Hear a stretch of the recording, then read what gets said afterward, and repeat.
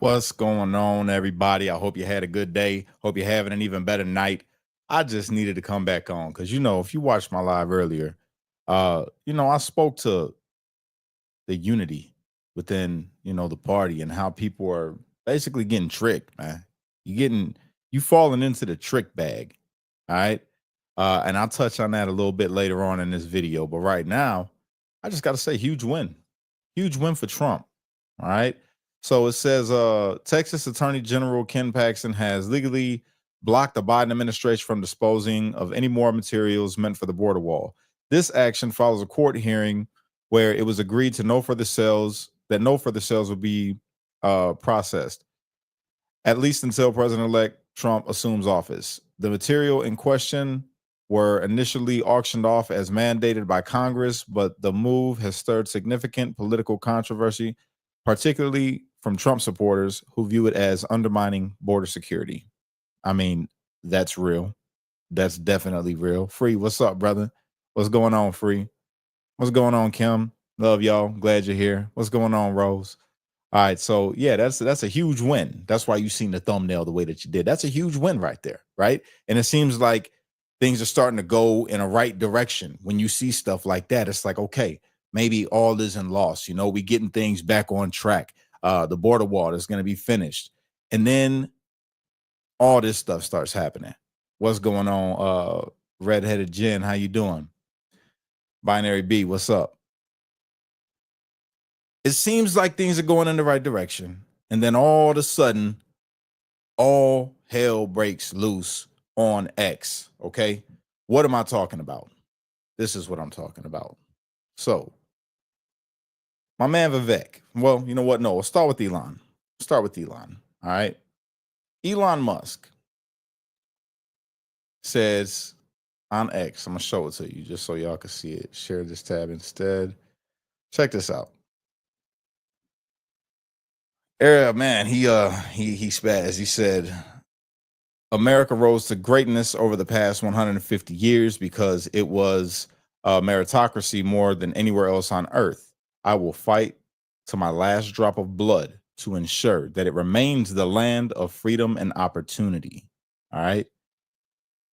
So then I go, then I go and look at the comments, and yeah, it just, some good, some really bad. Right? People are something else. That's all I can say is people are something else, man. All this is in response to the H1 visas or whatever, H1B visas or whatever it's called. And I mean, I'm lost as to why people would be upset about this. All right. My man Elon, who says that he wants to hire immigrant workers, is catching all kind of flack, where in his mind he feels he's doing an American thing. Not even just an American thing, just a good thing. You know what I'm saying? He thinks he's doing a good thing, and I think he's doing a good thing. I'm confused. People are now suddenly just against immigration. I thought we were against illegal immigration, not legal immigration. It's blowing my mind when you go through some of these comments on these posts. You'll see a whole bunch of people saying some pretty racist stuff. You know what I'm saying? And it's causing a divide because now you got people in the comment section of Trump and Elon's post going at it that are supposed to be the same party. It's supposed to be MAGA. It's supposed to be making America great again. And they're going at each other for what? Yeah, there you go. H1B visas. Going at each other for what? For what? Because you disagree with a man's hiring policies? I don't get it. He's a billionaire. He donated tons of money to Trump to help him get elected. He bought X and made it a platform, pretty much freedom of speech, like to the point where sometimes you go on there and it's just an all-out race war going on in the comment section. It's mind-boggling to me that us as the people because that's what we are. We're the people. We'll go in and we'll read a post or we'll watch something on the news that they put out here about these little visas or whatever. And now they're making it. And when I say they, I want you to understand, I mean the opposition to an American first agenda are the ones fueling the controversy, the arguments, the all of it. They're fueling all of it, and people are just missing it. They're going at each other, eating each other alive as if they were the left. And it's crazy to me. It blows my mind that people just can't see that. Saying all kind of racist stuff to Vivek. Like, what? What? Vivek, let's pull that up. This is insane. All right, so I'll share this tab.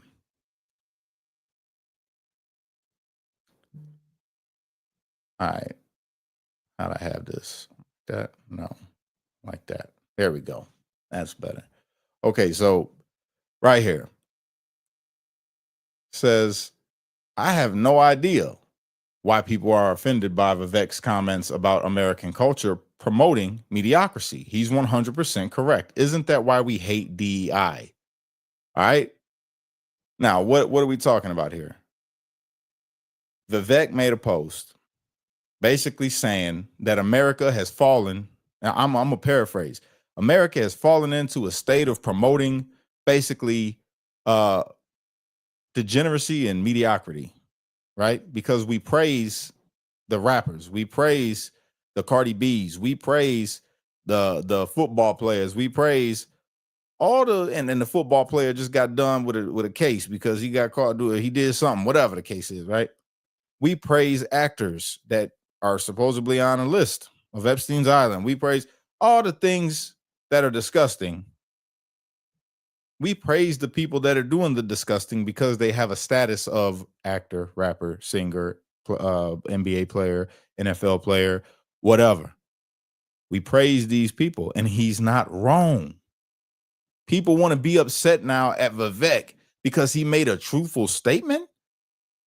Where in America on a large scale do you see them telling the kids that they can be anything and promoting them to be the next great scientist or great doctor? Or how many kids do you know with posters of the greatest doctors or the greatest scientists or greatest whatever, inventors, the greatest builders, you know, the greatest architects? Why? Well, there's no posters in your kids and most kids' rooms of these things. I'm even guilty of it. I don't sit and I don't really even know who the best architecture in the world or architect in the world is. I don't know who the greatest doctor in the world is. It made me think about that when I read that post. I'm like, I had to really sit and think. And it's like, Vivek is a critical thinker. That man, we all loved him, was praising him, how sharp he was and how great his critical thinking skills was. Now all of a sudden people are at him. And it's MAGA talking about he's not MAGA and he's the. Come on. Be honest with yourself. Be honest with yourself, man. Come on. Let's be real here. Is America promoting its best and brightest? Is that what your children see when they turn on the TV? The best and brightest? Or do they see somebody reading a script or playing a game or singing a song? And do you like your kids singing the songs that they sing of the artists that they love? No. 9 times out of 10, it's a no. But we wrong? Vivek is wrong? I don't think so. I think Vivek is right. So, yo, shout out to Vivek. That's how I feel about it. The brother, he said something that was truthful, and it's a hard pill for people to swallow. But again, the people that are getting mad, I don't even believe are really MAGA. We supposed to be one party, unified, and moving towards an America First agenda and promoting making America great again in every facet that we possibly could. Isn't that one of the facets right there? Isn't calling out the wrong that America does on a whole part of making it great again? How are you going to fix the problem if you don't know what the problem is? Part of the problem is we don't put the great things in front of our children that matter. How many kids think they're going to be the next Lil Wayne? How many kids think they're gonna be the next LeBron James? I hope not. God, I hope not. How many kids want to be the next whatever football player? How many? But how many of them want to be that real dope doctor that saved like 100 people in a year? You know? How many of them want to be that the next Elon Musk? How many of them want to be the next great debater? The next great thinker? It's real. He ain't wrong. And we need to call that stuff out, man. And he did. So ain't no shame in that, Vivek. You get props from me. That's how I feel. All right. Let me know in the chat what you guys think, man. What do you all think? Is Vivek wrong for saying this? Is he wrong for saying that America basically has lowered its standard on what greatness is? I don't think he's wrong. I feel like he's spot on. You see, you say H-1B visas are another way that the government interference is costing Americans success. I'm pro-immigration too. Man, Free, if you got time, I will send you the invite, bro. Come in and talk to me about it. Let me know. I'll send it to you right now, bro. I would love to have you on. I even thought about calling you to asking you to come on and talk about this right now, because I'm just reading the post. This is the reason why I was going to go live. I don't even go live late like this no more. But I was sitting here and I'm reading, I'm going through all this. And I'm like, man, I've got to.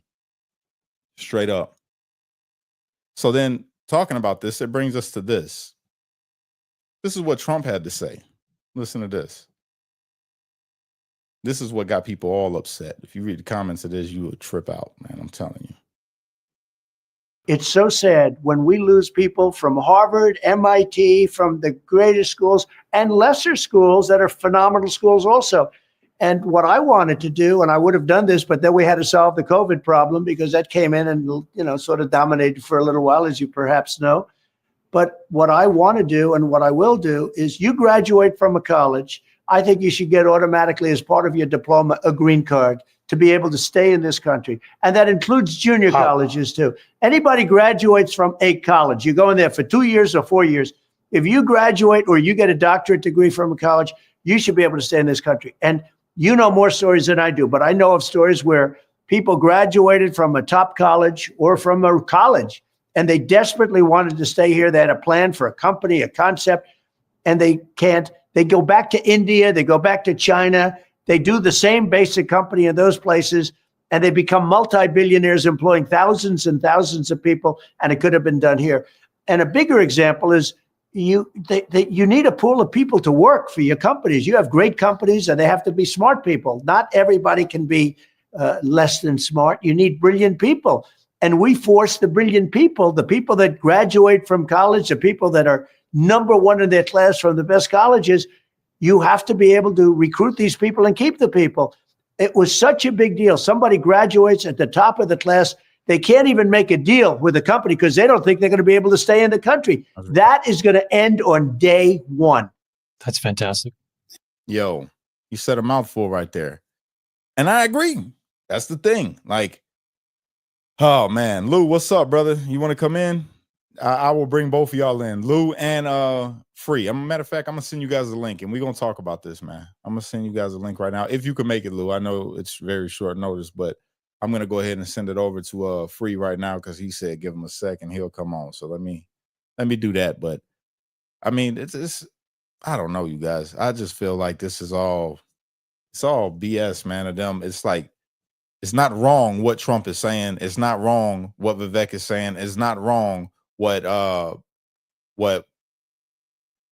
what's his name? Elon is saying. It's not wrong. It ain't wrong, bro. It's not wrong at all. But people are taking it to be something wrong. Let me see, Lou. I'm gonna find you right now. I'm gonna send you a link if you want to come in. You're more than welcome to. Right there, Lou. Boom. All right, I sent it to your X accounts, guys. If y'all want to come in, you have the link. All right. There it is. All right. So again, it's not wrong. It isn't wrong at all what they're saying. Now, people want to be in their feelings. And I notice again, it's always about race in the comments. They're like, why can't, if Elon, the questions right now in this comment, I mean in X comments, not in this comment, you guys.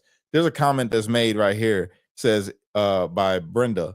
says if they are illegal, they shouldn't even be allowed to go to our college or stay in America. Again, he's not talking about illegal. He's talking about legal people that are trying to get citizenship, that, you know, they come from other countries and then they go to school here.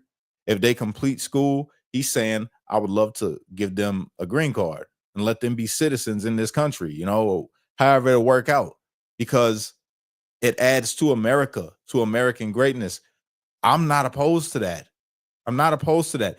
Imagine if we did create more millionaires and billionaires in this country and people did have more success. That creates a bigger job market. You know what I'm saying? Let me see. There are dim agitators that are trying to stoke the fire of division. Some people need to slow down, take a breath, and don't let this issue distract from the bigger MAGA agenda. You're doing great, Cash. Thank you, bro. I really appreciate that super chat. Great way to support the channel. So thank you for that. And that comment. That's exactly why I wanted to do this live. It's just because of that. There's too much going on and people not seeing that there are people on the outside that are pushing this. They're pushing this, trying to get us to be divided from each other. All right. MAGA ain't never been about color. Understand that. I know that's hard for some of the you know, whatever the Patriot Front or whatever they call it, or whatever little, you know, side group that's out there that pretends that they're Trump supporters but wave Nazi flags. That's not the agenda in MAGA. It's not to make America white again. It's to make America great again.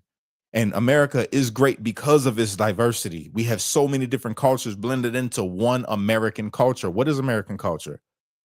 I mean, when you think about America, what do you think about? People of all different backgrounds and ethnicities and places in the world come here and do better than everywhere else. Period. So much so that the most beautiful places in the world where they don't got it like we do will come here to try to make a better way or go back after they make it so they can do good things for their family because they got rich here in America. America enriched their life, literally, you know? So it blows my mind that we can't see through the agitators compared to the people that are really MAGA. People that are really MAGA are going to come and they're going to be telling you things like this. They really going to tell you, yo, that's not what the movement's about. It's getting so bad that where I don't even want to say I'm MAGA. I just want to say, yo, I'm a Trump supporter, because now MAGA is becoming synonymous with a bigot or a racist. And that's not what we are. But they hijack the movement the same way they always do. BLM starts off. BLM's not about all the stuff that they made it about. And then it becomes it. So now when I think of BLM, I think far left. I think, you know, lesbians. I think breaking stuff. And you see what I'm saying? They hijack a movement. These people come in and they hijack a movement. When I think of BLM, I think of Antifa. Now it's starting to be, when I think about MAGA, I think about racist. And it's messed up because I'm MAGA and I'm black. So I'm like, yo, I understand where people are coming from. I get where people are coming from on the other side that ain't political at all, right? But they just identify with being a Democrat or the left or whatever. And they only identify with it and won't even think about conceiving the thought of coming over to being a Trump supporter or MAGA because they see the same things that I see in the comments. It makes so much sense. My man Free, what's going on, bro? What is up? I gotta mute this. How's it going, brother? Bro, I'm mind blown right now. Reading through, have you read the comments that are to Vivek? Have you read the comments to Trump? Have you read the comments to Elon? Have you read the comments that is just the Lord Loomer stuff? And I'm like, yo, what is going on? Well, shockingly, I have a different take on this than you might. Okay, shoot. Not a big Elon fan, for one. So, you know, I have some, you know, having lost 2 accounts this year, and you know, I feel like this whole, you know, X premium's kind of a bait and switch type thing where they tell you you're going to get, you know, more views and more reach, and then, you know, I got the 2 suspensions I got this year were, or the last 2 I got were, I said with Fannie Willis, I said, kick Fannie to the curb, which is I looked it up. It's an axiom that's been around since 1970. and that was inciting violence according to X, and I got an automatic suspension for that. And then the other one was somebody said something like, you know, to disperse the Gaza protesters with a water cannon, and I said put bacon water in it, and I got a suspension for that. So, you know, I'm not a huge fan of the way he runs that, and now he's upping the price to over $300 a year, which, you know, keep in mind, this is right after too that Elon said, you know, that if you have whatever it was, 500 verified follower accounts, that you were going to get X premium for free. This was in March. He said this, then he removed that. So people were like, you know, shunning the free accounts, trying to get verified follower accounts, and, you know, so they'd get it for free. And then he removed that, and now he's upping the price on it. So, I mean, I just think he's kind of a shifty business person. Yeah, they told me $30. I'm like, for what? For what? I don't even use nothing. I'm about to just not get the blue check mark no more. But then they say you can't get monetized unless you got the blue check mark, right? Yeah, so I think he's kind of shifty, you know. He's a businessman. I don't fault him for that. But I mean, that's shifty though. That's some, like, you know, multi-level marketing scheme type shiftiness, right? But, you know, to the visa thing, you know, I think that everything that the government does, you know, any sort of government intervention has some sort of lobbyist behind it. And, you know, one of the stories I read said that with the H-1B visas, that over 50% of the H-1B visas that are secured through 3 firms. And what they do is they put out, you know, they get these visas, they bring people in, they rent apartments, they stack them in there, you know, like animals. And then, you know, they kind of pimp them out for lower wages, and, you know, have them live in this, you know, kind of crappy situation and profit off of them. And that's not what immigration should be, right? Before you keep going though, right? Yeah. Again, I know people from India, right? I've talked to them. Even with everything you just said, most, especially the people that are impoverished, if you're impoverished in India, you're really impoverished. So when they come over here, and even that, if that is the case, it's still better than what they had. And they're also given an opportunity to become something more, whether they stay here. It's funny though, you know, I worked for a Silicon Valley company before I went out on my own, and the majority of the Indian folks I met were rich in India, had like servants, and, you know, they came over here, they got their college paid for free because they were minorities, and, you know, took full advantage of the system. So the system's whack, you know, and again, I'm biased, you know, like my middle son couldn't get into University of Illinois, even though he's a good student and he's getting great grades at a private school now. Couldn't get into University of Illinois, but they got room for 15,000 Chinese students at the University of Illinois. You know, it's like, if you're going to be a government school, a state school supported by state tax dollars and federal tax dollars, you got to take care of Illinois kids first. Yeah. You know, I get that. And I feel you. You know, so it's the government just stacks things against people, and nobody should know that better than you, man. I mean, yeah, 100%. You're still living it, man. Well, but here's my thing, right? Like, I don't mind people having a problem with the visas. Totally cool. We're allowed to have disagreements, but to see the party, bro, what is supposed to be mega, infighting to the point where they making racial slurs, that's mind blowing to me, bro. But I think people are just realizing that, you know, 2 billionaires, you know, got involved in the Trump campaign, and now they're pushing their agenda. And, you know, I'm not for the slurs, I'm not for the name calling, but I think people kind of put 2 and 2 together and realize that there's a little bit of a swindle going on. And, you know, a lot of us already knew about the X isn't real free speech type thing. So that wasn't, you know, news to a lot of people. And then, you know, Elon telling people to F their face or whatever, I don't think was a good look for him. He had so I think he brought a lot of it on himself. But yeah. Yeah. And I said about Vivek because we've been saying all along that Vivek is the kind of the most libertarian guy that was running in the Republican side, and I've been saying all along, I'm like, I like what he has to say, but he's a little too slick for me, and and you don't get to be a billionaire by being a good person, like having the wishes of others ahead of yours. You've got to be a little bit cutthroat, and not that there's anything wrong with that. It's America. Go for the gold, get as much money as you can, do all that, but at the same time, don't make me pretend like it's kind of like the Obama thing. It's the liberals all thought that Obama was Jesus, and I'm not somebody that deifies a politician. Right. And when we get too close to that, I'm the first one that's like, time out here. This is something that we shouldn't be doing, and we got to watch it, and we got to hold these guys accountable. You know what? And on the same spectrum of that, and this is something that I've just been learning recently, right? What you just said is very real, like not to deify a politician, and at the same time, we shouldn't vilify one either, even if it's on the opposite end.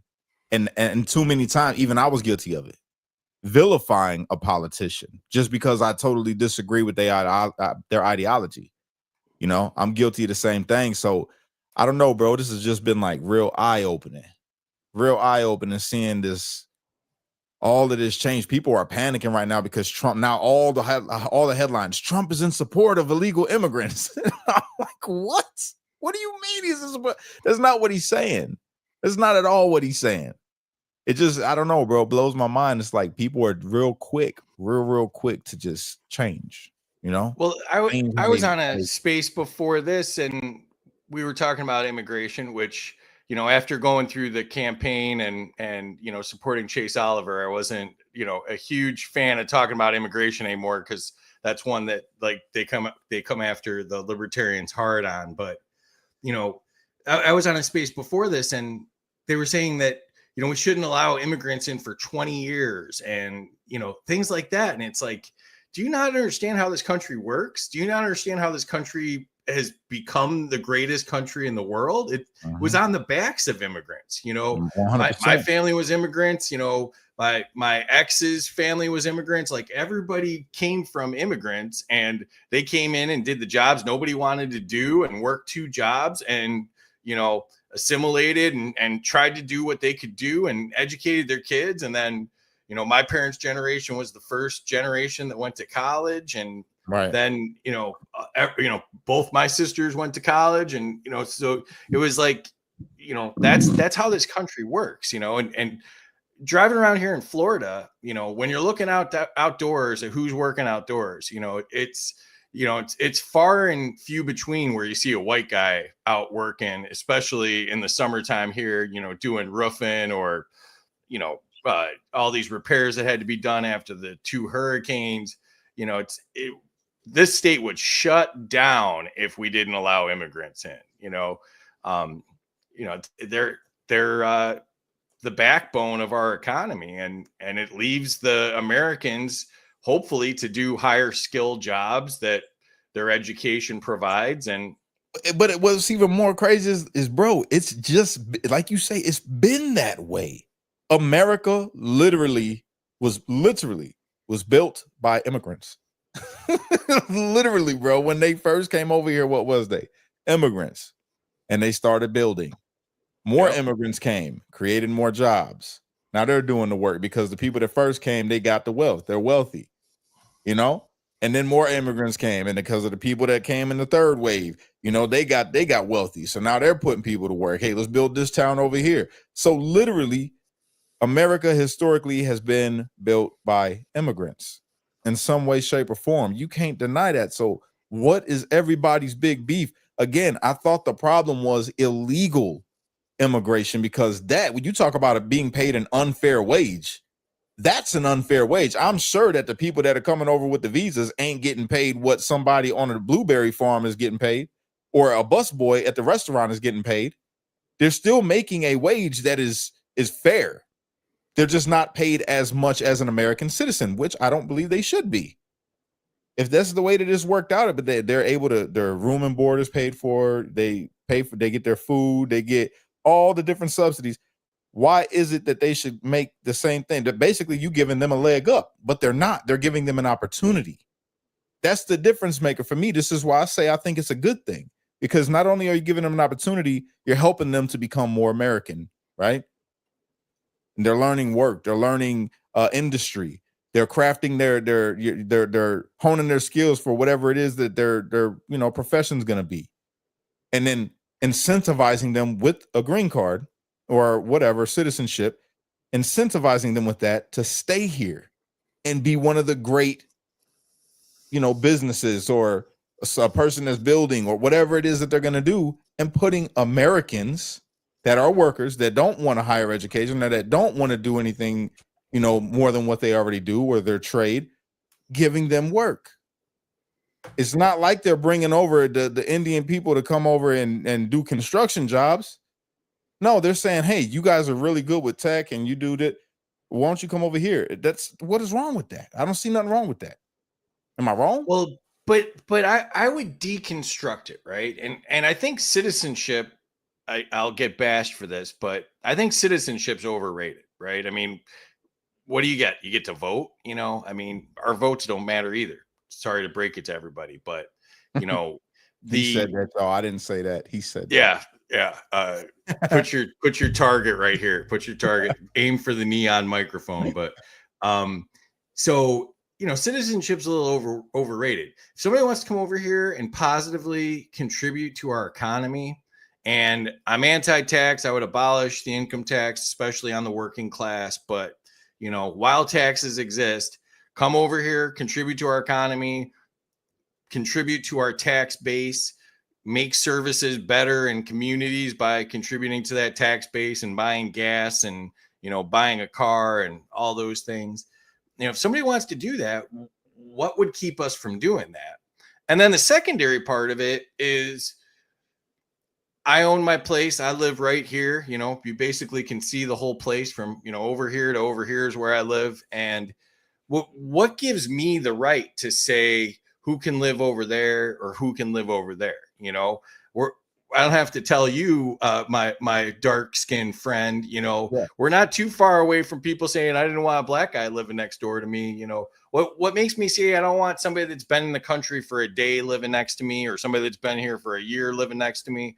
If somebody wants to come here and contribute, or if you want to sell your house to somebody from another country, what right does the government have to say, like, you can't sell your house to them? They didn't stand on one foot for 7 years and say the Pledge of Allegiance and learn English. I think it's deeper than that, though. It just comes down to the way that societies have been set up, the way civilizations run, because we can't go anywhere else in the world and get any of the things that we offer to people that come here illegally. You can't go in any other country and get what illegal immigrants get in America. But that's not an immigration problem. That's a government problem. Okay, and again, the government's the root of all these problems. Right. But you got places, bro, that they can't even own a firearm at all. They can't own nothing to stand against their government. This is why it makes America unique. America is a place that is written literally in the Constitution and the legal document for this country to be a country, saying, hey, you guys got the right and keep and bear arms and form well-regulated militias just in case the government starts acting crazy. You know what I'm saying? So you can protect yourself. They don't got that anywhere else. That's not a thing anywhere else. It's a thing here. So we have things set in place that protect all of us. So somebody coming in from the outside who doesn't have, they don't have the same rights or liberties or freedoms that we have. Look at the dude that just did what he did on the train, the illegal immigrant.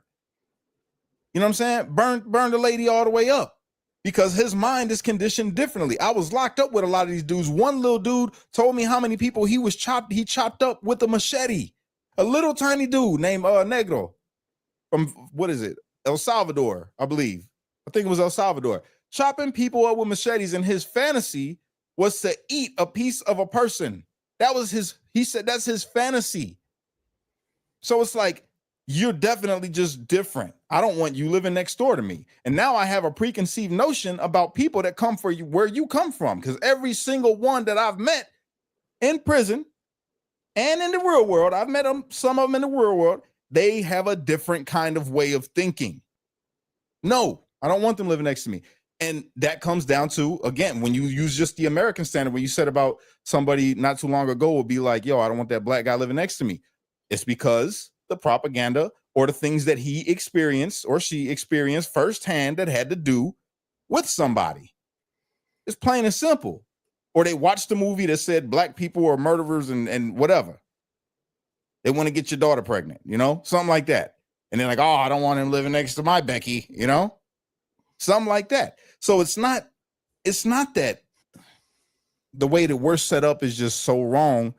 If I had it my way, bro, and I can make the world a whole better place and know what's in somebody's mind, I'd say open borders, everybody travel everywhere and see all the beautiful sights in the world, and you can do whatever you want and all of that. That's not the world we live in. The world we live in is cold. There's a lot of people out there that are angry. There's a lot of people out there that are frustrated, that are poor, that are mentally ill. I believe that there's countries of mentally ill people because of years of inbreeding. I'm not going to say got whole states here. No, I'm talking about a whole country, bro, where they're not allowed to marry anybody except for the family. It's just like, and it's crazy. And their thinking is flawed. Our society is set up the way it's set up to protect our nation, to protect having a nation. We will not have a nation if we just say, you know what, guys, hey, open borders, everybody can do what they want to do. And when you talk about the taxes thing, I looked into that after we spoke. When you talk about workers not paying taxes, that's cool. It sounds really good.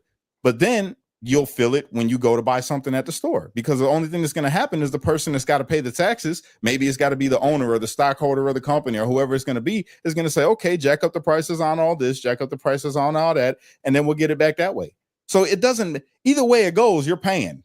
Whether there's high taxes for the rich and low taxes for the poor, or more taxes for the, because that's what happens. If they lower the taxes for the big companies, what happened? People saw a pay increase, right? That's how it works. So either way it goes, the money ain't changing. It's just you have the illusion of thinking that you have more or they have less, but everything's still the same. You still got to go take that money and go give it to somebody at a store to go get your product. You see what I'm saying? It's all an illusion. Well, unless they do what, Vivek was saying about, getting rid of 90% of the federal government. You get rid of 90% of the federal government, a lot of costs go away. And, we never talk about the costs of the unfunded liabilities that, we have all these federal pensions that'll come due someday. We've got all the health care. We've got, then we've got the entitlement programs like Medicare, Medicaid, Social Security, veterans benefits, all of those things. That's over $200 trillion. And we're adding to it every day by, hiring more federal employees that are going to need a pension someday. But I'll tell you what, personally, I feel we need all those programs. If I had it my way in a perfect world, right? For America, everybody's healthcare would be free. And it'd be the best healthcare. We'd make it a standard to have the best healthcare, and it'd be free for all Americans because we want them to be healthy, right? We don't want them to be sick. If I had it my way, it wouldn't be nobody hungry. None of that. Why should somebody have to work to provide healthcare for someone else? It's not about working to provide healthcare for someone else. You're paying taxes regardless. It's about the government being responsible, and however form that comes, whether it's your state government, like in Indiana. In Indiana, our welfare program doesn't have nothing to do with the government, the federal government. It's state.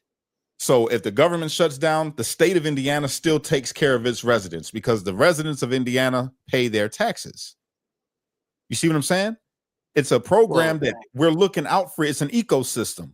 It's like, okay, yeah, you're going to work and maybe you don't like them over there. You don't know anything about them over there, but we want to have a good state and we want everybody to be taken care of. So you're going to pay this tax and it's going to go into paying for roads, for hospitals, maybe some food over here for the poor.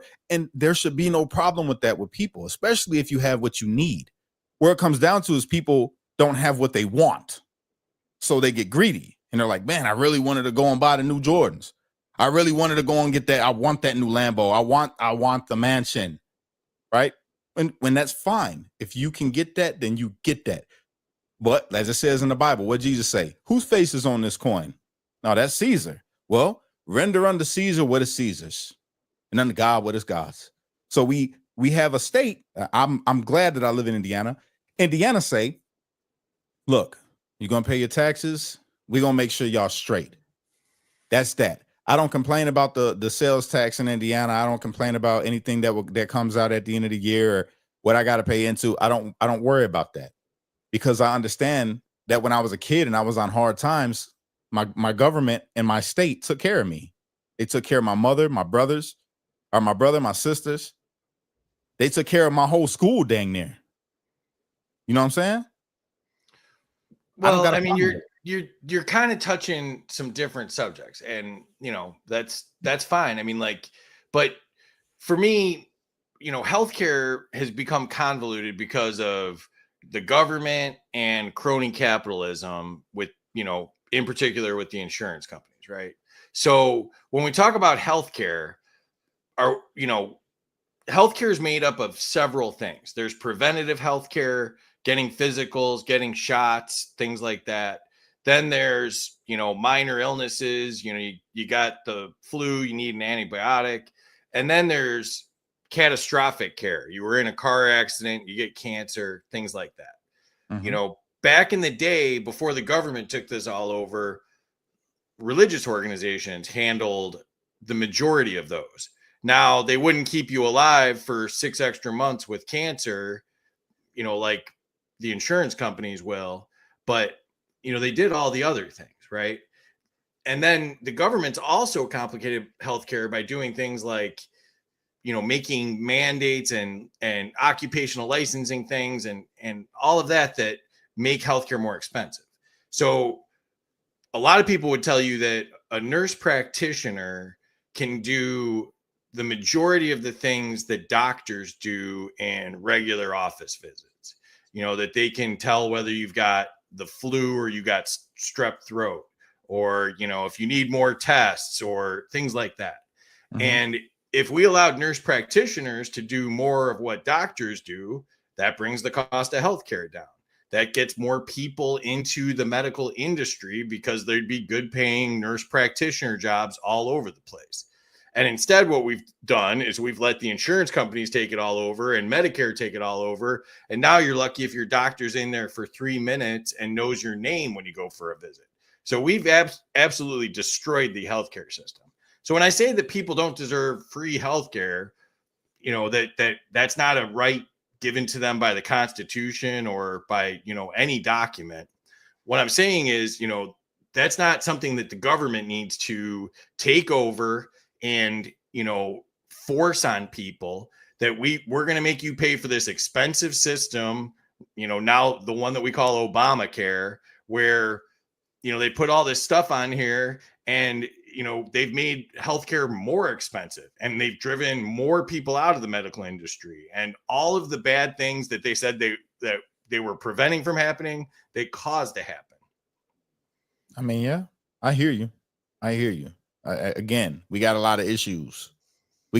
Things have gotten so rotten that it's hard to think about how it could be fixed. You know what I'm saying? You got big pharma that, to be honest with you, bro, they could cure a lot of stuff very cheaply if they wanted to, but it's become so much about the money that they will allow people to suffer and only give them something that they have to keep coming back for to keep them alive and in pain and suffering. So it's so rotten. The whole thing has gotten so rotten. It's just like, I don't know, man. I don't even know how the heck we really got here to this point with a lot of things, not even just the healthcare. Like when you look at education, I look at the homeless. I look at, and when you said about the churches used to be the ones that took care of all these things, but now church has become a business. You got all these churches in this country. Imagine if just the mega churches, bro, just the mega churches came together and said, you know what? We're not going to fly around on our jets anymore. We're not going to buy mansions in different parts of the world so we can go on vacation. We're going to use this money to make sure that wherever our mega church is, there's not going to be no more homeless people. There's not going to be no more hungry people. People wouldn't even be tripping on the government. They'd be going back to God because they're like, yo, we know that my church is doing the Lord's work. But we've allowed every single thing to just get out of control. Everything is out of control. And then this is what's happened. Now people can't see what the real problems are on a larger scale, and they will attack the person who brings up something that they disagree with or don't know enough about. I'm sure that there'll be attacks on what we're talking about tomorrow. There'll be somebody disagreeing and saying, oh, that sounds like socialism. Oh, you sound like a communist, Cash, or whatever. And it's not the case. You just don't understand where I'm coming from. You know what I'm saying? And that's what's happened on a big scale in this country. People think they got it all figured out and that this is the way it's supposed to be. And if you think anything different, then you're un-American. And it's just, it's foul, bro. The whole thing is foul. Yeah, they're talking in the comments. LL almost turned on me there.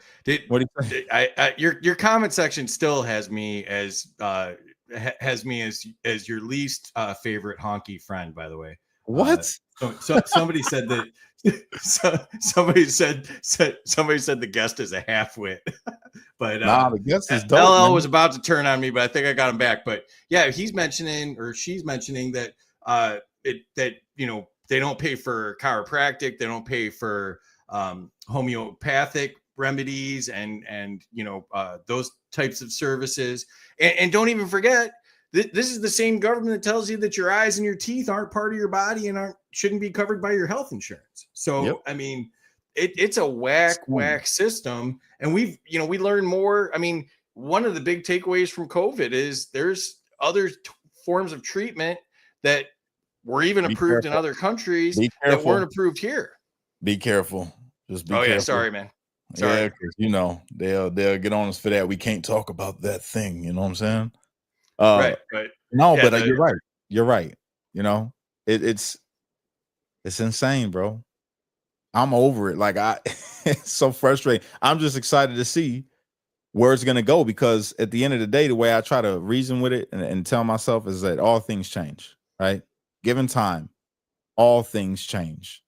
So maybe we're going into a different phase of civilization. You know what I'm saying? Maybe we're at the end of our rule as the civilization that we are. Maybe something new's coming. I don't know. All I know is when I see decay, like we always talk when we see the left eating the left and we're like, yes, the left is eating the left. I won't do that no more. I'm done with it because that's not good because the left eating the left is still Americans eating Americans.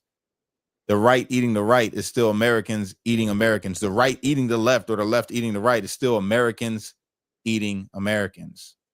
And it's decaying us to the point where a person that's on the left or on the right don't want to help somebody that's opposing them. They don't care what happens to them. They wish bad on them. And then you look at what's happening right now within the MAGA party, the MAGA movement. And you see the people. It's not that Trump's turning on anybody or Vivek or any of them turning. No, it's the people. And once the people start going at it with each other, well, now you got something else. It's not one party anymore because the people is the party. So now you're gonna have Vivek fans, and then you're gonna have Trump fans, and then you're gonna have DeSantis fans, and then I'll never vote for Trump. He voted for illegals, or whatever the case is, because they don't have a right kind of understanding about the situation, man. I mean, I could be wrong, but that's just how I see it. I think we might want to try civilization out first, see if it works. I think we haven't gotten there. And as for the left eating the left, I'll let you take the high road, man. I'm going to still be slugging it out in the trenches, man. I want them to eat themselves and go away. I just want ideologies to change. That's all I really want. And like I said, I've been doing a lot of thinking, bro. I haven't been live as much because I've been really like thinking and rearranging my brain because I asked myself, what is my goal? What are you really trying to do, bro? What's your main objective in this life, Cash? Is it to just create entertaining content, right? Where you're making fun of the other side, not putting out any real information that can actually change somebody's mind or change somebody for the better? Is it just to bring a laugh at somebody else's expense? because they're slow and don't know it. You know what I'm saying? No, I want to do more. I said this before when I got out, like I want to make some real change in this world. And the only way to really make real change in this world is to be real about changing yourself. So I'm being real about changing myself and not attacking, I'm not doing no more stuff about Pam. I'm not doing no more, gaff videos about the left and none of that. I'm cool. I want to present real information and then try to bring some unity into it. That's it. Promote the news, like put the news out there, what's going on. But at the end of the day, remind people, like, we in this together. Well, not one party is going to carry this country. It's not about a party. The people carry this. So that means we all have to hold the government accountable. We all have to hold people accountable. If you see somebody doing messed up, that should be on you to say, yo, you tripping. You tripping right now, bro. That's not what we about. This is America. We're Americans. He could have his opinion or he could feel that way, but what you're doing right now is divisive. You know what I'm saying? And a house divided against itself can't stand. So are we going to fall? I'm promoting togetherness. That's what I'm on. Well, I was trying to bring people towards freedom, but I think I've accidentally made freedom less popular. So, but I did. I don't know if you heard this the other night, but I did nominate myself for the Nobel Peace Prize for bringing you and Pam together and making that a very successful event. It was good. It was good. I tried my best to be positive, like, and not be mean to her. I felt like I did a very good. Yeah. As my son says, though, when I'm the voice of reason, shit's gone awry. So yeah, I see she was still kind of going at me. I commented. I'm like, yo, Pam, I thought we was done with this, but I love you. I hope you get it together and just let it be that, man. From now on, I'm gonna try to take the high road because I feel like, again, bro, I feel like we're on the precipice of something. I really do. And I feel like it could be really good or it could be really bad. You know what I mean? So I want to make sure that I do all that I can to make sure that it's good. That's it. That's all I'm trying to do. Still talking news, still talking politics, but I'm just keeping God right here and right here when I'm doing it. Is all I'm trying. Guess that's all. I still got the angel on one shoulder and the devil on the other shoulder. So I'll let you be the good guy. That's never gonna stop, man. I got it too. Don't trip. I don't think that Cash is miraculously changed. I'm not. I'm just working really hard at it. I'm being real conscious of the words that I'm using. You notice that? Not one curse word through this whole live. I'm proud of myself for that. I am proud of myself, dog. So yeah, that's all, man. I just I want to be more. God gave me a platform. I'm regaining it now, but I want to make sure that I'm using it right. So when I got to go up there and stand before him, he'll be like, yo, you remember that transgender person when you made that video? Yeah, they unalived themselves, right? And it was because of that video. I don't want that on my conscience. I don't want that on my record. I'm like, man, keep it to what's real, bro. And if you're going to do something funny, you got a beautiful family with a whole bunch of kids. Make some content that's promoting family and it's funny, So I'm like, yeah, that's what I'm going to do. That's what I'm going to do. That's about all I got. I just wanted to touch on some of this stuff. Oh, by the way, what's your take on this whole Laura Loomer thing? I didn't see the original comments. It was so out of hand. I actually was on a plane, I think, when it all went down. But so I didn't see the original comment, but piecing it together, it seems like she got personal. But the thing that I didn't get was at last count I saw, there were like 9 accounts total that all lost their blue check mark and had the pending verification thing and lost their subscriptions and all of that stuff that went with that. So again, I think it was, I think Elon had a weak moment and kind of showed his true self there. And, I don't know exactly what happened. I really don't. I just know that they said she was saying some racist stuff too. And I was like, oh, I didn't know that. And they were like, yeah, she's best friends with Trump. See, your boy, that's what the people that are on the other side was saying. It was like, yo, your boy is best friends with the racists. I'm like, what racists? What are you talking about? They're like, oh, you ain't know? Oh, you didn't know about Laura Loomer? And I'm like, no, man. So I tried to look up the post, but it's gone. So I can't find it. I don't know what's going on. Thank you, Leanne. I appreciate that. I appreciate that super chat. I'm trying. I'm doing my best. Yeah, keep giving the cash. He's still on the probation or the parole, right? The probation. So yeah, I'm still on probation. So Yeah, but the elephant in the room. Okay, maybe this is it. Says the elephant in the room is that Elon Musk, who is not MAGA and never has been, is a total effing drag on the Trump transition.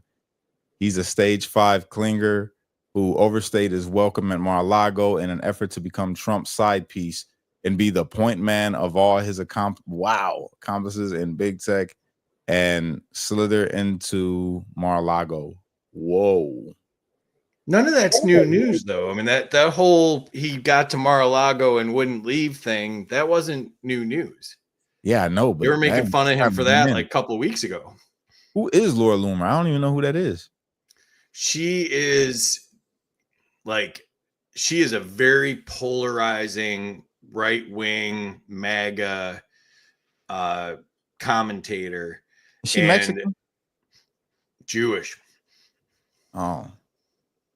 And she worked for Trump at one point, but has not been put into this administration. So therefore, the rumors are that she's too polarizing even for Trump. She ran for office down here in Florida and lost. But she's very, very polarizing. I mean, that post right there, you said, wow, only because you haven't read her other post, because everything she writes is like that. I mean, she goes after everybody like that. Yeah. I mean, she still got an account. Is this a new account? Oh, she's on a space right now. She still got an account.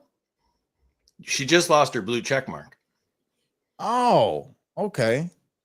I don't think again, what you read there was salacious, but it wasn't, she didn't say anything racist or,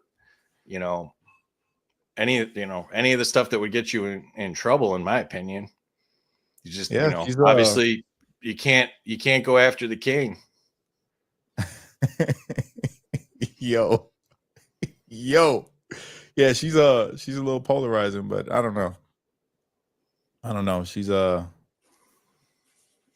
don't know enough about her. She seems like just a regular, chick that does fake stuff to her body.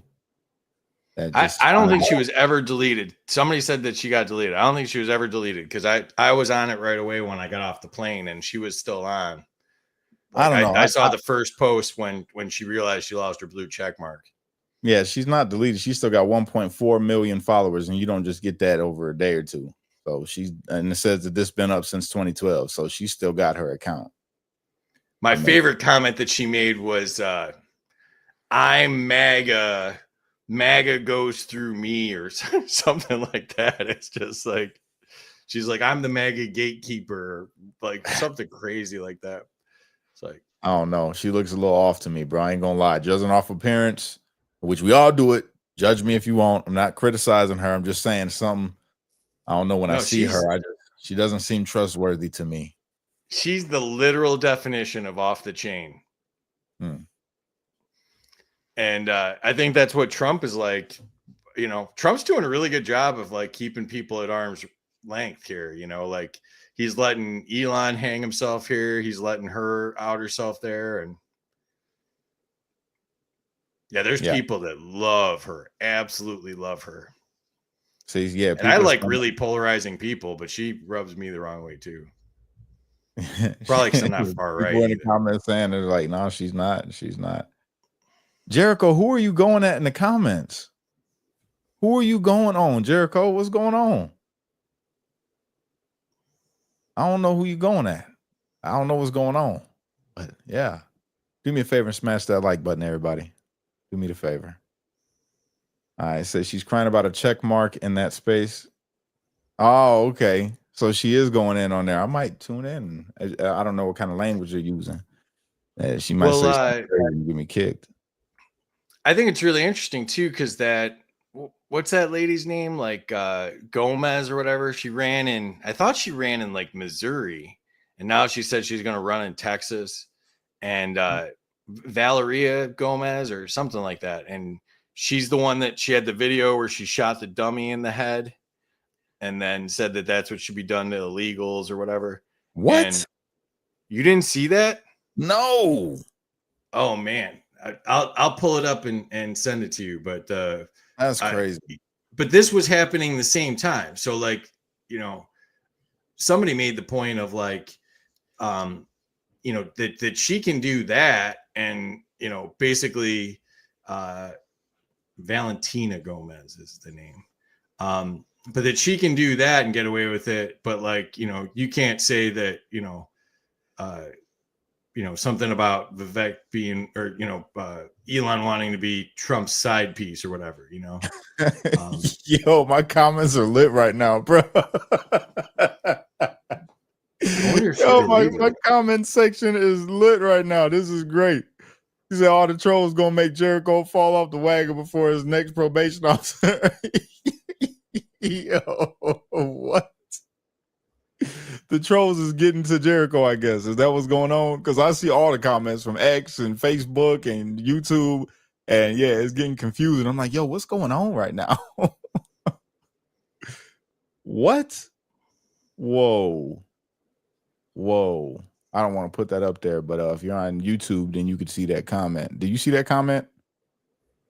I was looking for the thing. Well, I hope that ain't true, but you know, that's crazy. That's crazy. I'm not gonna put that up there because I don't want to do that. But yeah. I don't know if she deleted it or. Say we're not trolling, we're spreading the truth about a person. Okay. That's pretty crazy. Okay. Well, I don't know, but Laura's says people who hold on, listen to this. People who doxed Nick Fuentes still have their premium account access, even though a blank, an unaliver showed up to his house. How is it that they have access to their account, but I have been unverified for posting a public FEC record? Needs to provide an explanation for this.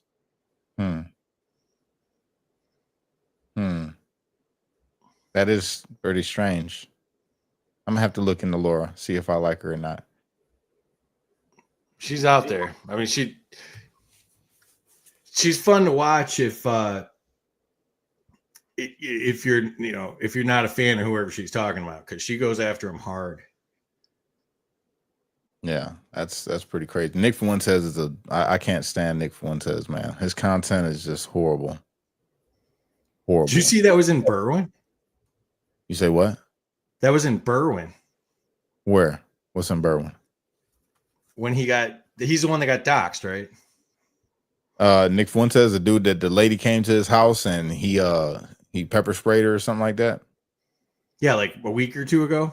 Yeah, that was in Berwyn. Where's that at? California? No, outside of Chicago. Right west of Chicago. I don't know nothing of that's outside Chicago. Unless it's like Aurora, Joliet, someplace that's still hood. All the like suburb places, I don't really know too much about. Berwyn's kind of hoodie. No way. I ain't never heard of it. I know it's not. Berwyn is not. It can't be. I've never heard of Berwyn before. Ever. I ain't never heard of it.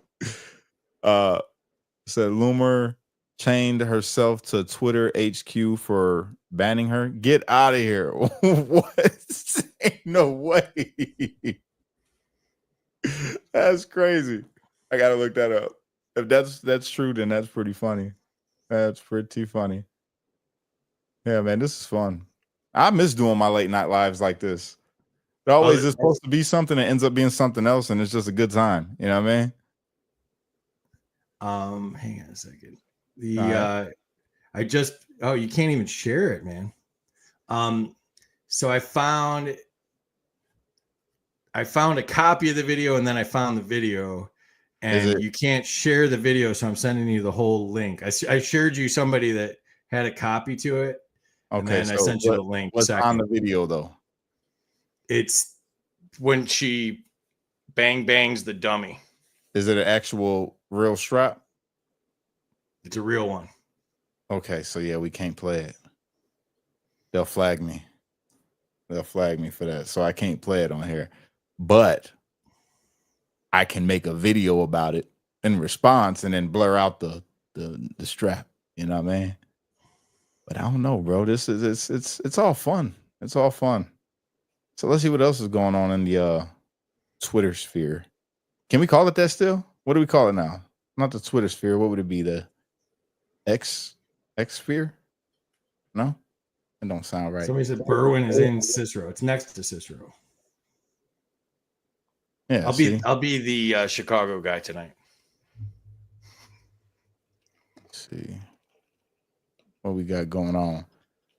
Berwyn's like where the Belushis are from, I believe. Yeah, that's not Chicago. That's like it's outside of Chicago. It's like right on the edge of Chicago.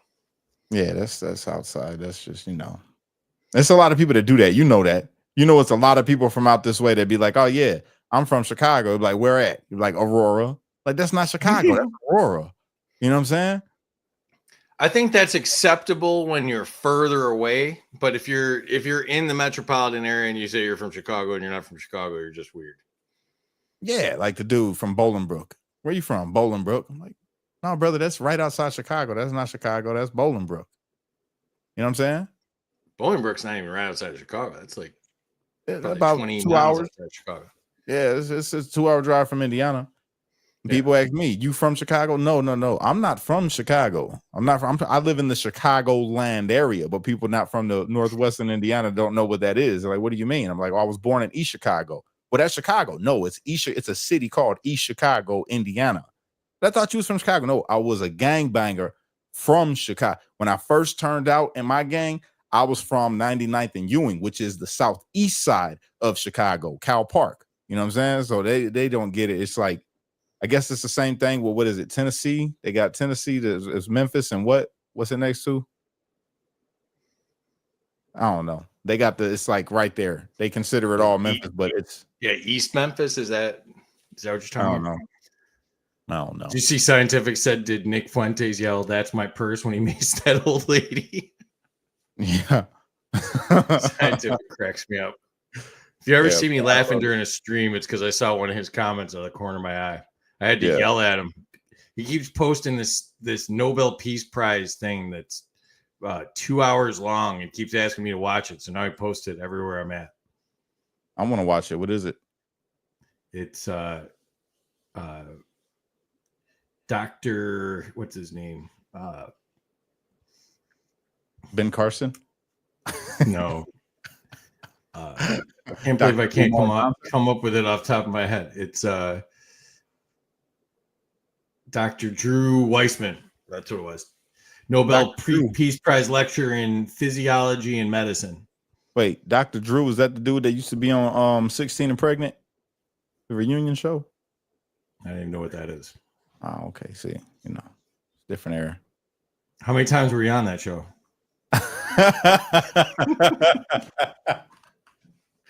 Too soon?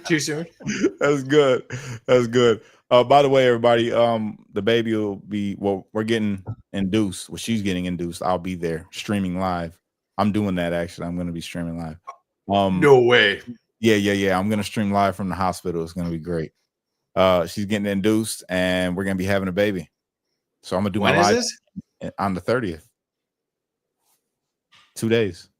Oh my God. Monday? Yeah. During the day, obviously.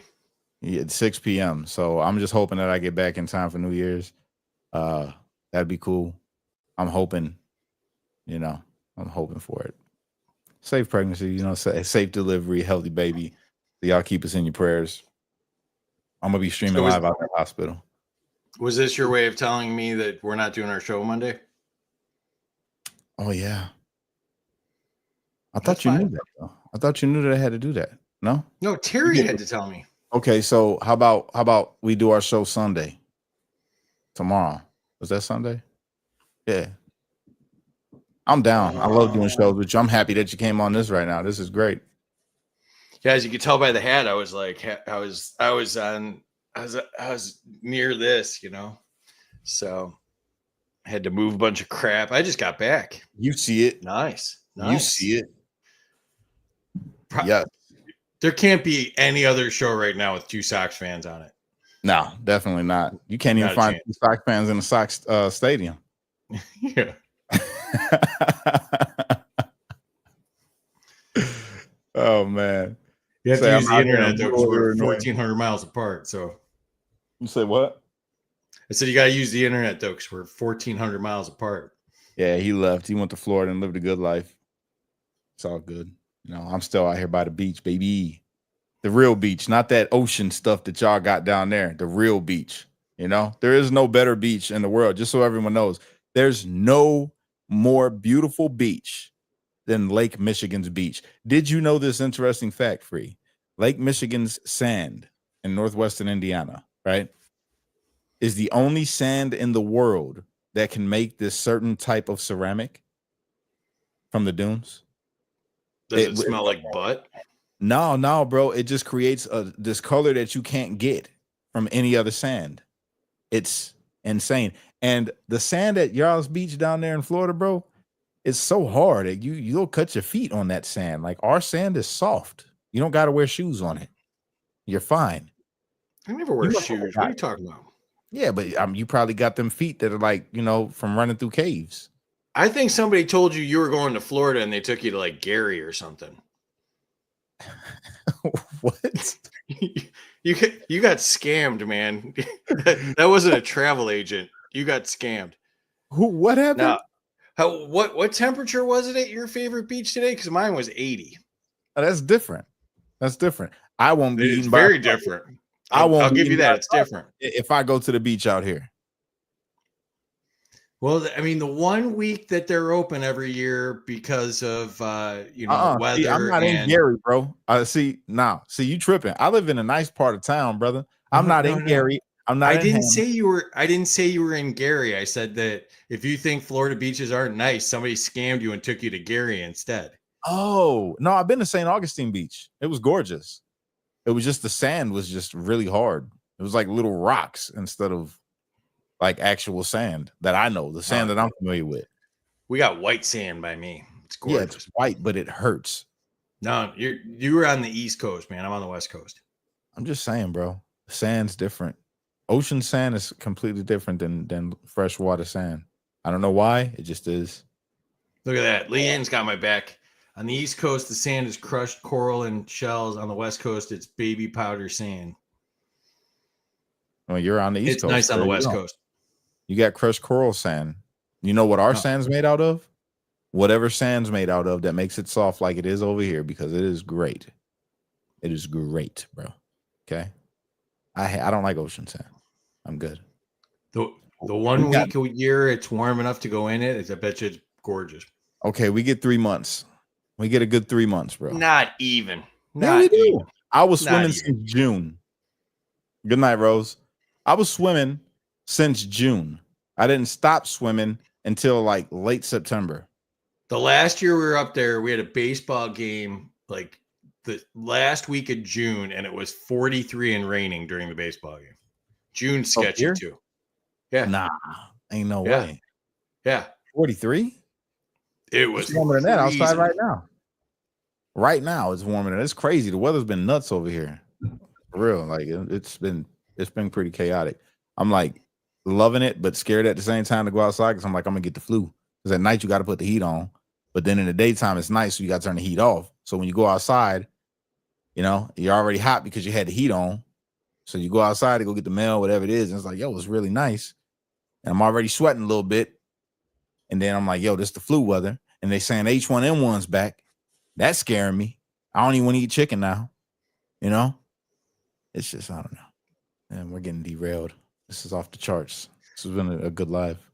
What do you think about the drone conspiracy theory that's why we all got the sniffles right now?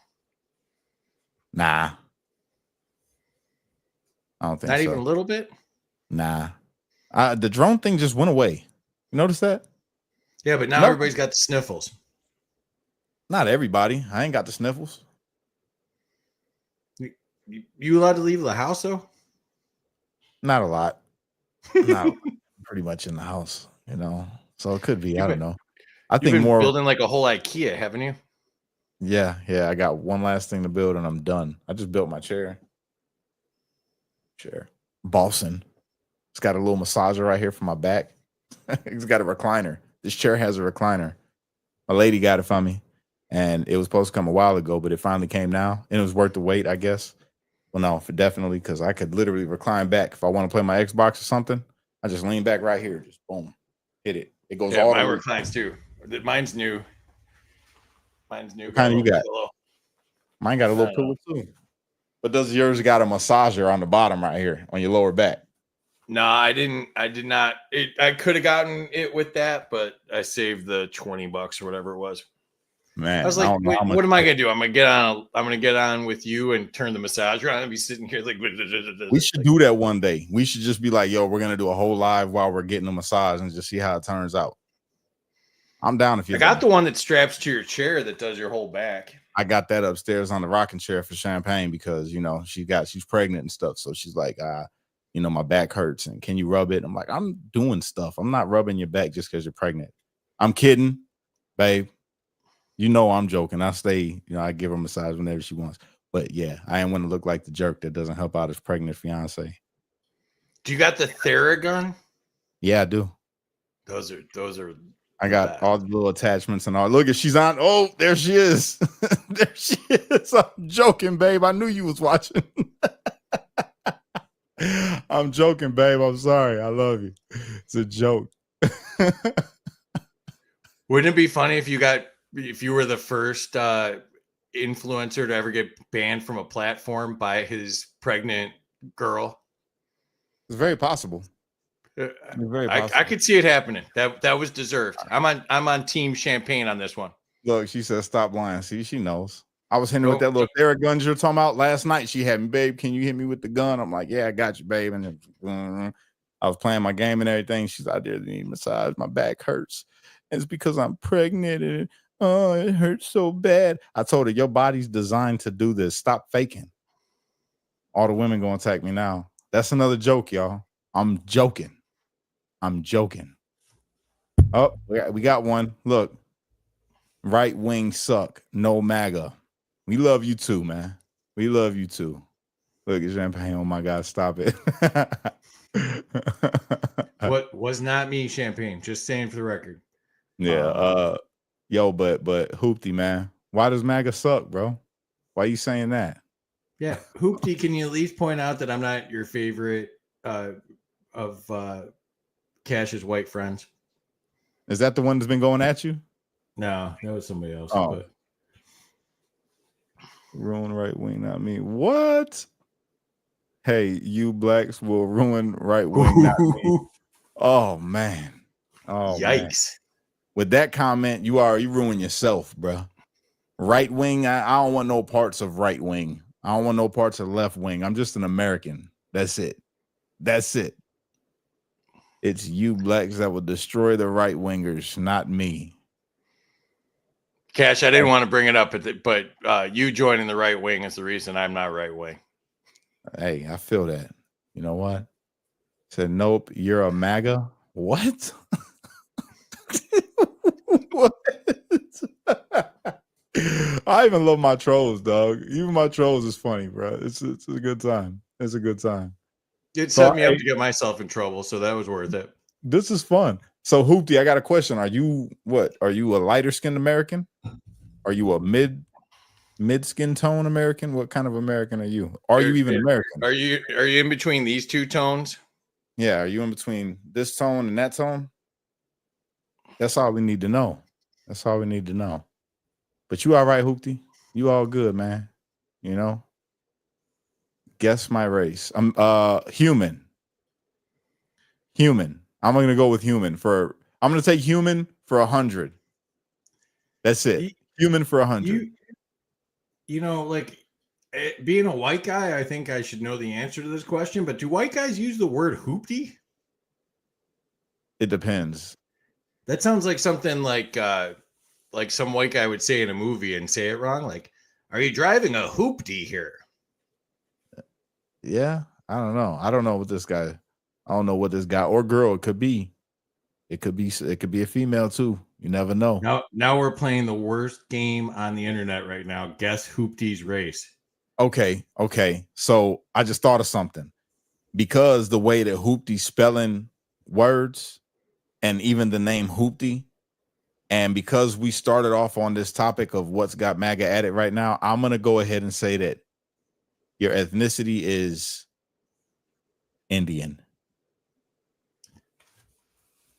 I think I'm not. I've lost track because I'm not liberal of what all the right terminology is. So I'm not even sure if this is race, but I think Hoopty's trans. Oh man, I'm an original American. How about that? So are we. That doesn't narrow it down. What do you mean? You're an original American. I don't get it. We're all original Americans here. What do you mean? Tell us. Do you mean you're a person that lives on a reservation? Because at this point, we're all Native Americans, you know? Can we guess which casino he works at? Or what type of Native American? Because, you know, this is the thing, you know, I got to bring this up, right? One of us is from Africa. The other is from Europe. No, that's not true. All of us are from Africa. All of us.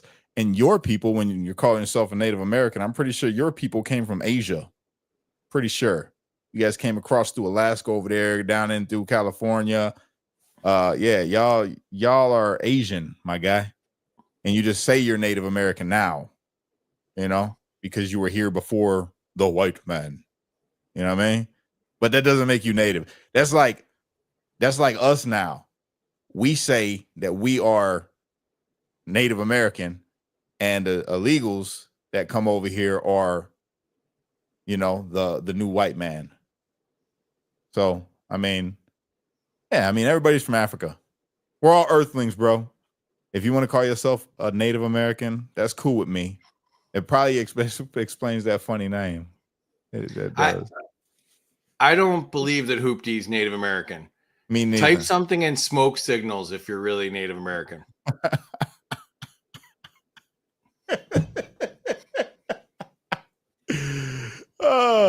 Hey, how are ya? Hey, how are ya? Hey, how are ya, Hoopty? No? Oh boy. Oh boy. Scientific's doing research for us. Man. Let's see what he said.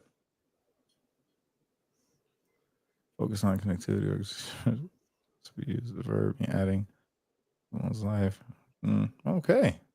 All right. And this is what I thought a Hoopty was. That's what I thought too.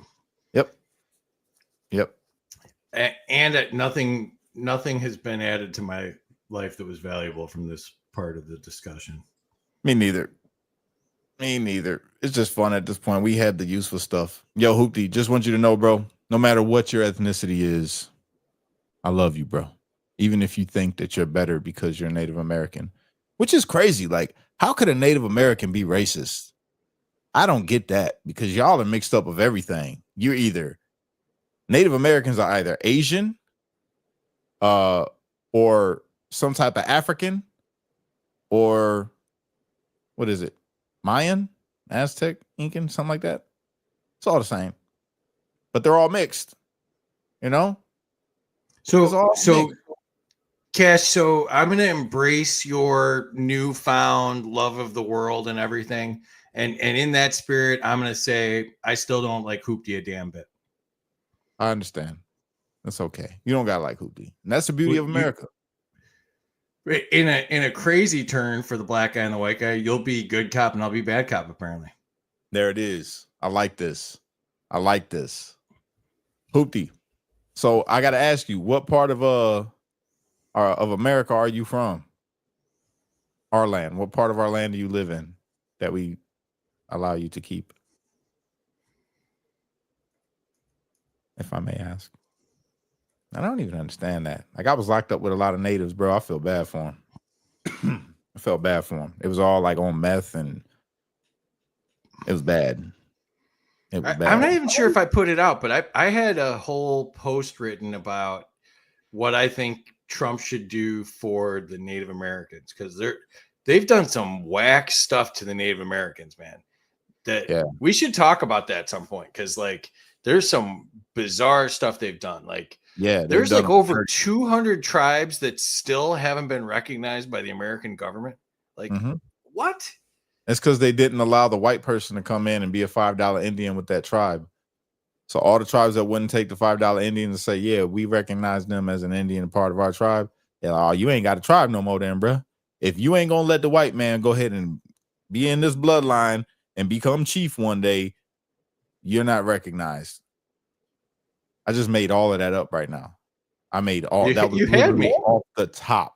I just literally made that up right now off the top, bro. See, this is how misinformation gets spread. Just like that. Just like you had me on that one. Not gonna lie. Yeah. Yeah. I was falling for it. My comments are so good, bro. I love my chat section. Now we got a Packers fan. Oh, did we leave the gate open? Are they getting in through the alley or something? I don't know. What's going on in the comments? This is good though. I love it. My comment section always is pretty good. It's nice. That's a fake USA. I think he's talking about a reservation. Oh. A reservation. I always assume when I'm on with you, I always assume it's me that they're talking to. Mm-mm. Nah. It's we don't like the white guy. We don't like the co-host is a half-wit. No, that's not true. I like that my name is literally on the screen and that they still don't like. They're like this guy. Yo, free. I kind of feel, and this is gonna sound wrong, right? But I be thinking about this. I kind of feel like it was wrong of them to allow for these people that are, Native Americans to have reservations. I feel like it should have been like, look, you either gonna become an American and be a part of this, or you're done. Like you got to leave, you exiled, or something like that. Well, no, the reservations allowed them to keep their sovereignty. That's why they could have casinos, because they could make their own laws. Yeah, exactly. That's my whole point. They got their own laws and they treat their people horrible inside them reservations, dog. Have you ever been inside a reservation, or have you ever talked to anybody who lives inside a reservation? Yeah, that's why I was talking about it, because it's terrible, but it's like the government totally let them down. No, they chief let them down. The government gave them a lot of money, bro. A lot. They offered. Yes, they did. I talked to my guy that I was locked up with, bro. I forget his name. It's like Bear Claw or something like that. I don't remember. But he was telling me how they got their casino, right? And what is it? Oklahoma or Arizona, one of them. And they get all kinds of money from the government, right? The government gives money to this reservation so much a year, and they don't do anything for the society, like for the people. It goes all to like a couple families inside of there. They don't use the funds for the community. It's messed up. It's pretty messed up. And they're like, no, it's okay. You must live off of the air. You know what I'm saying? They don't treat them right. They don't treat them with the rights that they're supposed to be treated with as Americans. But then again, like you say, they're sovereign and they're not Americans, so they can do whatever the heck they want to do. It's just, I don't know. No, so you're crossing issues here. So while I agree that like there's definitely some problems like within their structure, as there are pretty much in excuse me, in any political system, but besides that, the agreement that the federal government made with the Indian tribes has not been lived up to by the federal government. And that's like their healthcare system that they're supposed to have is like severely underfunded. That's one of them. They had, the treaties they signed were not, they didn't uphold those. They unjustly seized land, which, no one talks about. And we're talking about hundreds of years ago, and it still hasn't been straightened out. I mean, that's the story. They've only given them partial sovereignty over their land, which is another problem. I don't think that's a problem, dog. I'm sorry. I don't think that's a problem. I'm sorry. But that's the treaty. You can't like rewrite the treaty. You can. I mean, who's going to say no? Who's gonna say what they're gonna Well, do? Beat you with a casino? Both sides would have to agree to it. A treaty is a treaty. Like you can't just like afterwards say, I'd like to change stuff in the treaty, whether you like it or not. What you could. It's happened historically. Historically, kings have, yeah, we had a treaty with so and so, but we ain't feeling that no more. This is what it's gonna be now. New treaty. Right? That's just how civilizations, that's how it works. I mean, I'd be pissed if they did that. I mean, and I'm not even Native American, so Yeah, but I'm part I hate Native. everything the government does. So that's kind of My on granny on my brand for dad's me. side and my mom's side, both Native.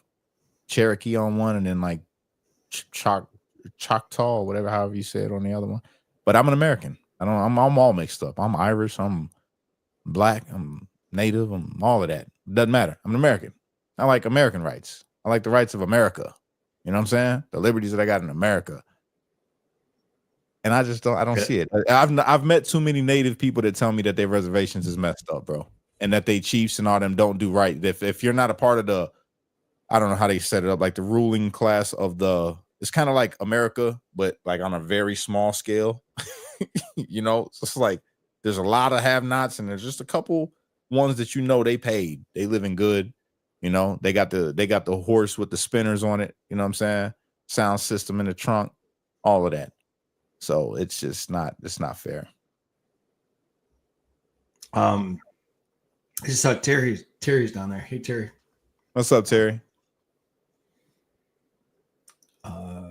Humans have been double crossing each other for millennia. Exactly.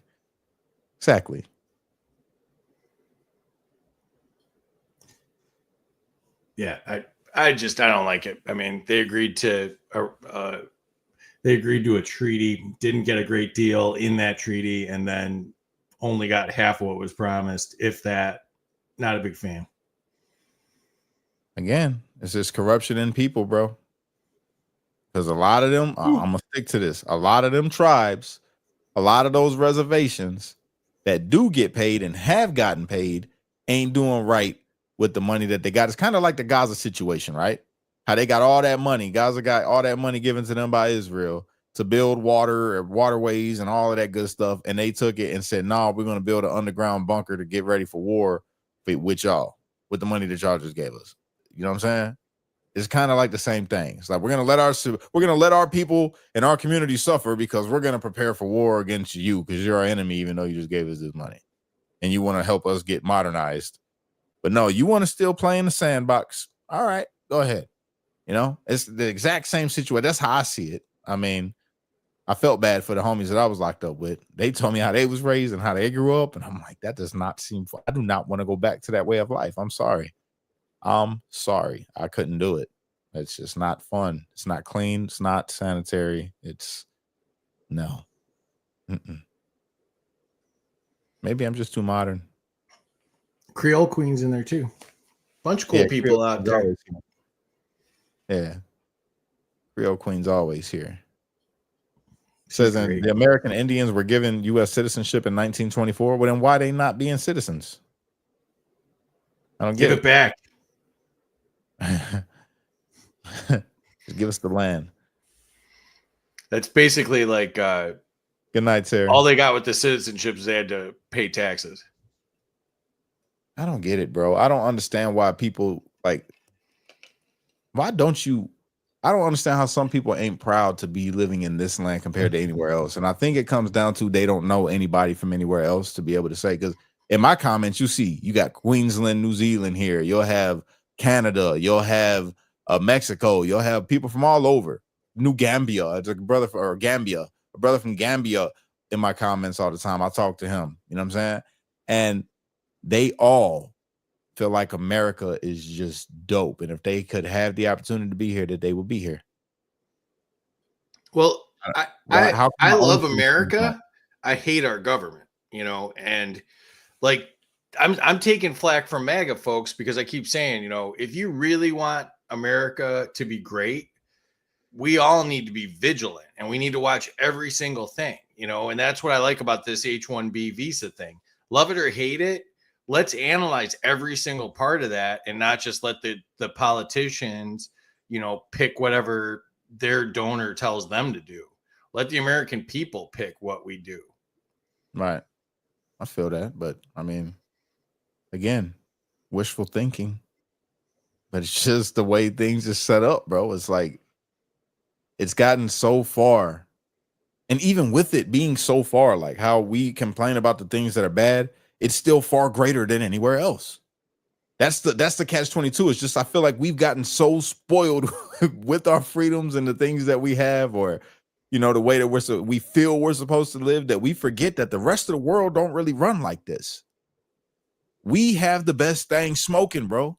America is literally the best thing smoking. I'll argue that with anybody. I don't care. Somebody can tell me, nah, bro, over here in this country, we can pick the mangoes off the trees and it's fresh fruit and everything is good. But yeah, we got to live in a hut and we don't got doctors. And if you get stitches, you might catch a disease you can't get rid of ever. It's like, no, I don't want that. I'll sacrifice those little things. I don't need the mango falling off of the tree. I don't need palm trees everywhere. I don't need all that. And then I got to worry about in some places in Africa, a warlord could come in. You got your own thing. You don't got to pay property taxes here in Africa. In Africa, we do not pay property tax. We don't know what that is. Okay, cool. But a warlord can come through and take you out at any given time. You running around without shoes on. You got videos of people having to send tires to make shoes for you. Like, I don't want that. I don't want to live like that. I like America. I like the American way of life.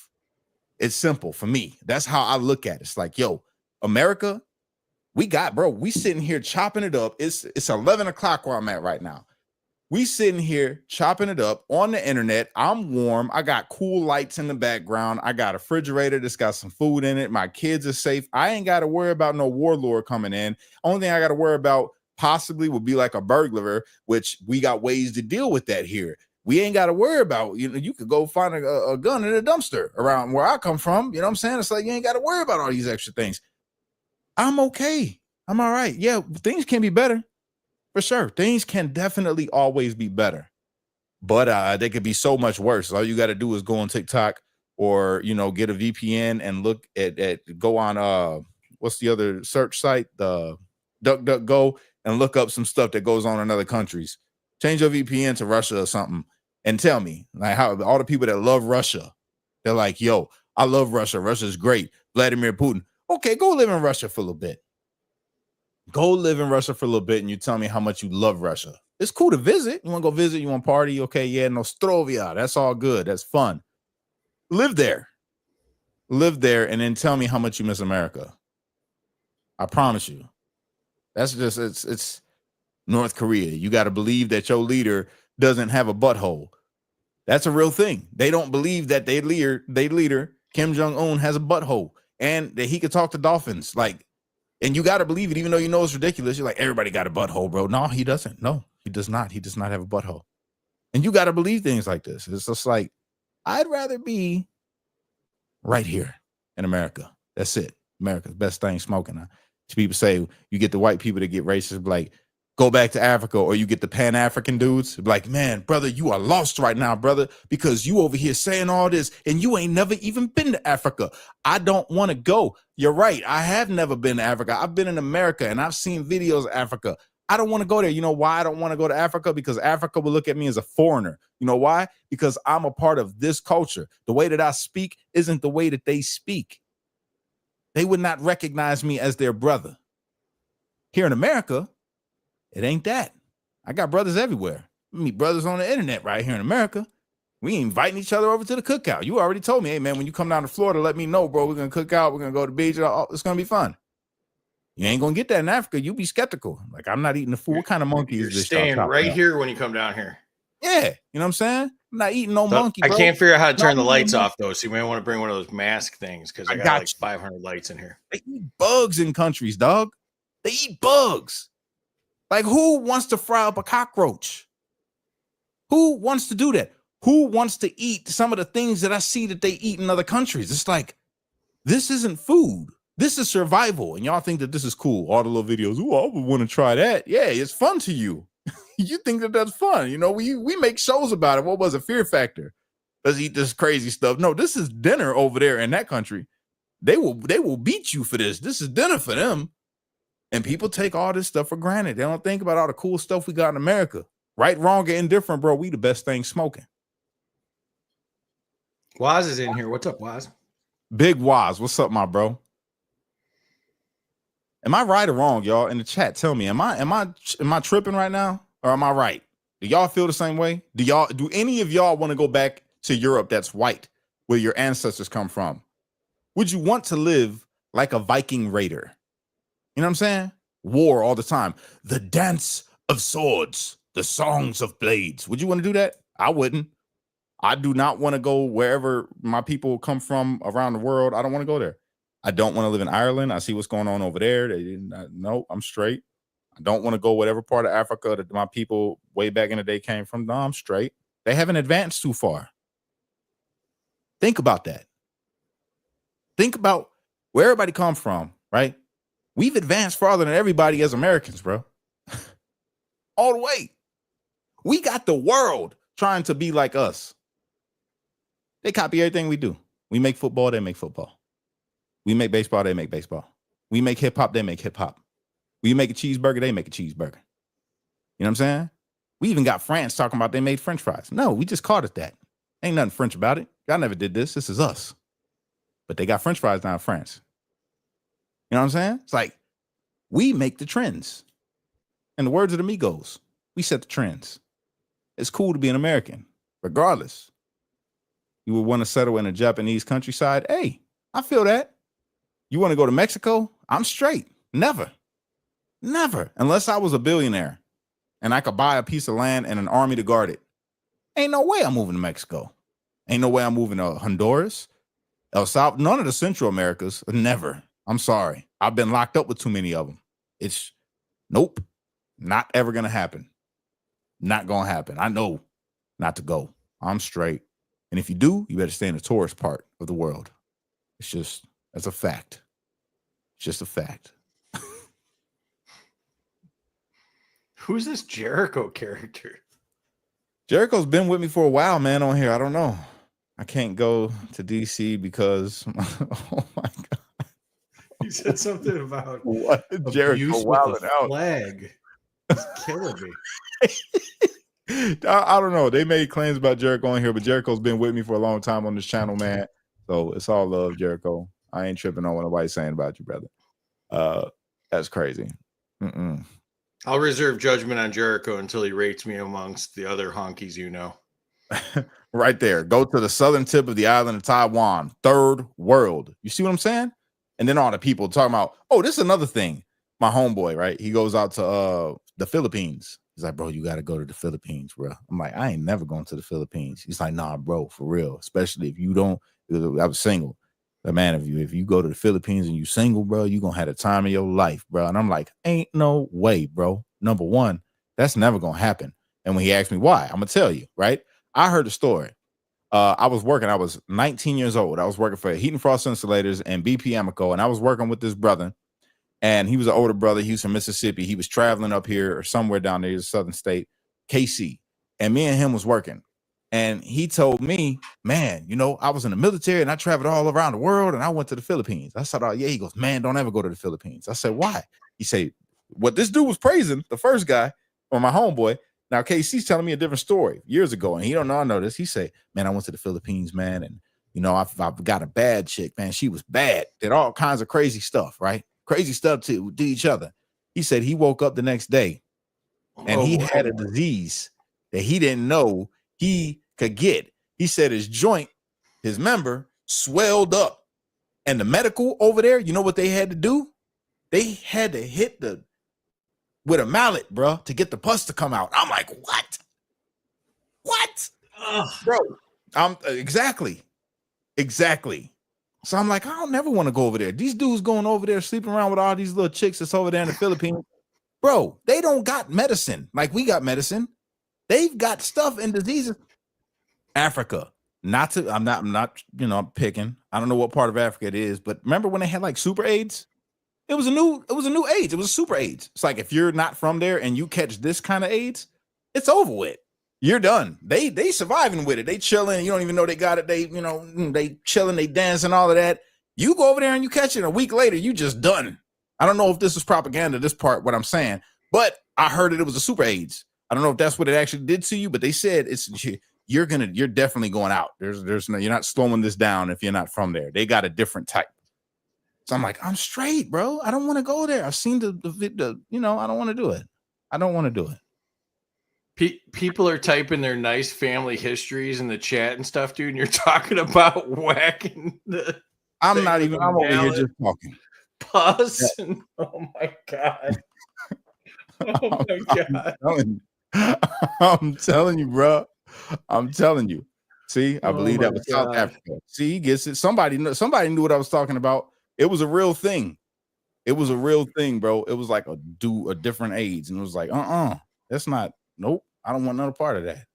Don't want no part of that at all.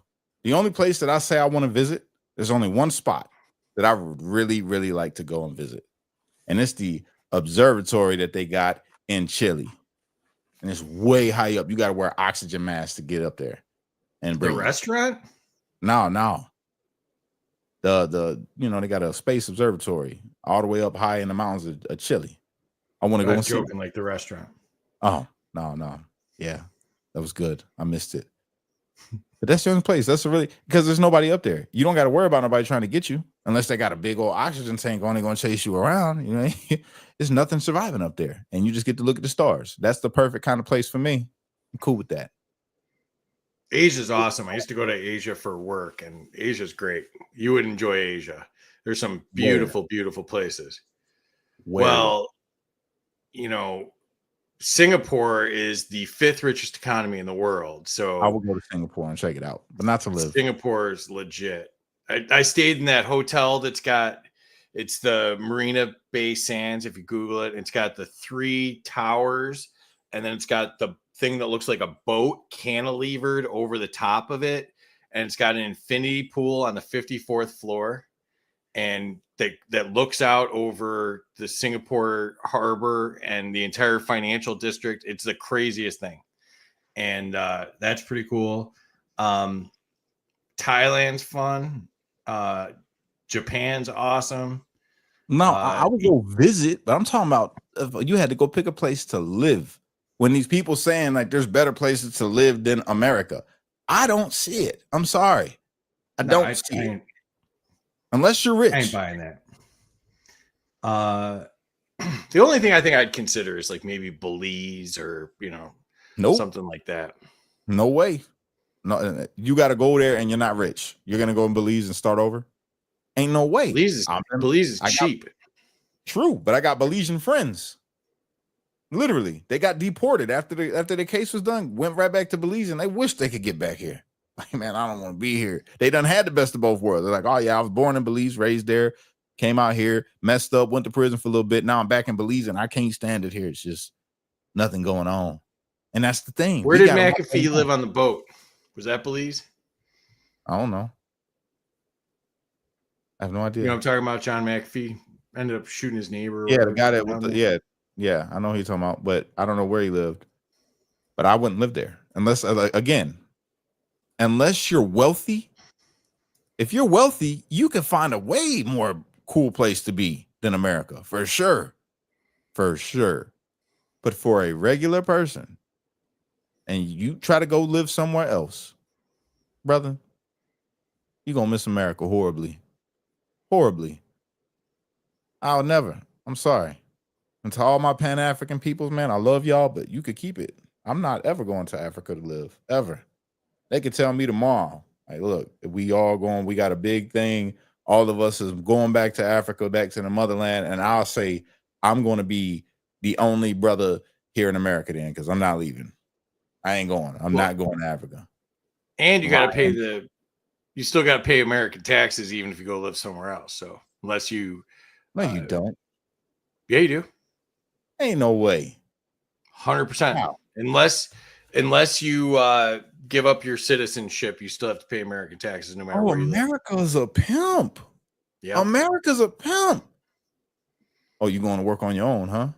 Oh, you going over there? You going? Okay, just make sure you have my money. Like America is Big Daddy, bro. That's crazy. That's nuts. I did not know that.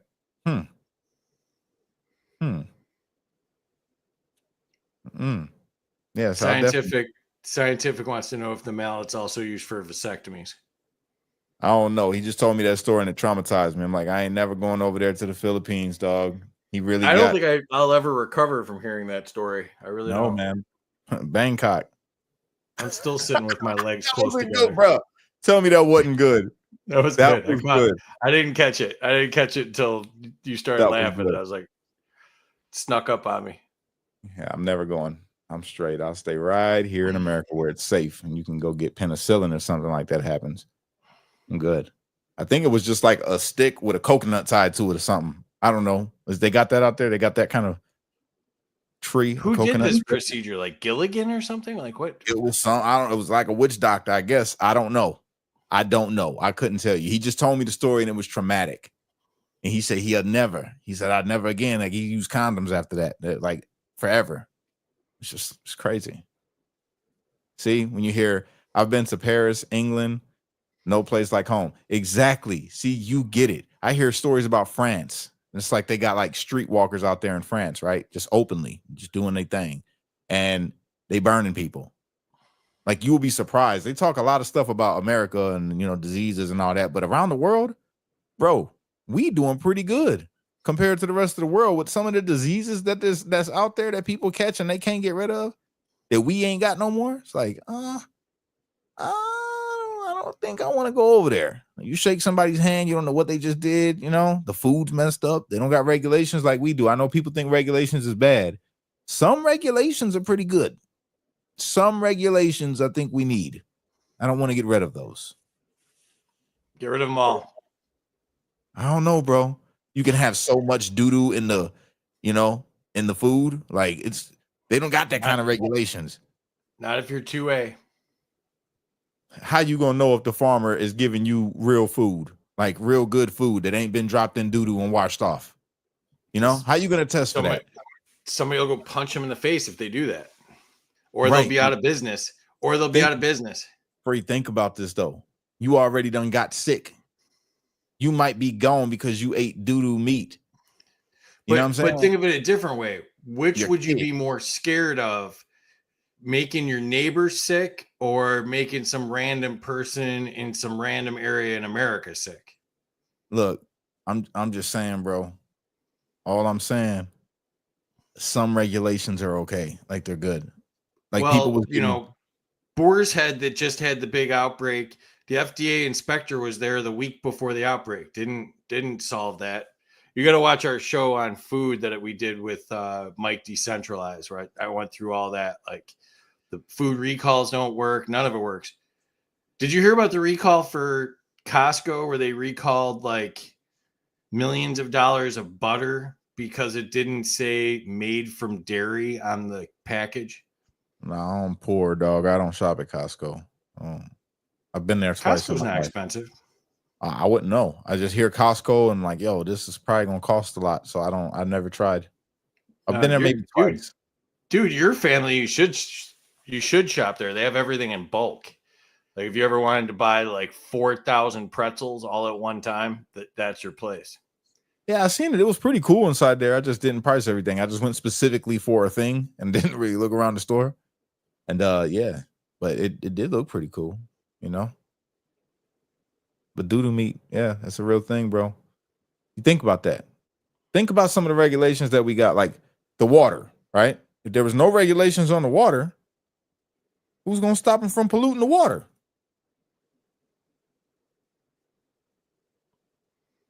Well,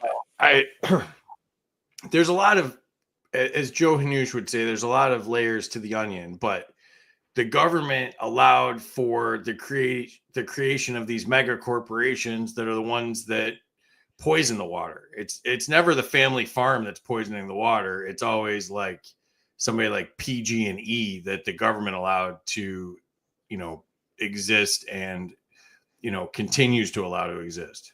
Okay. All right, hear me out then. Are you for going green? By government force or no, like here, let's say tomorrow they got rid of regulations, right? No regulations on nothing. But now you got BP. BP sits over there, right? In East Chicago, Whiting, Hammond, right there, right? They dump stuff in the water. But they have harsh regulations on them.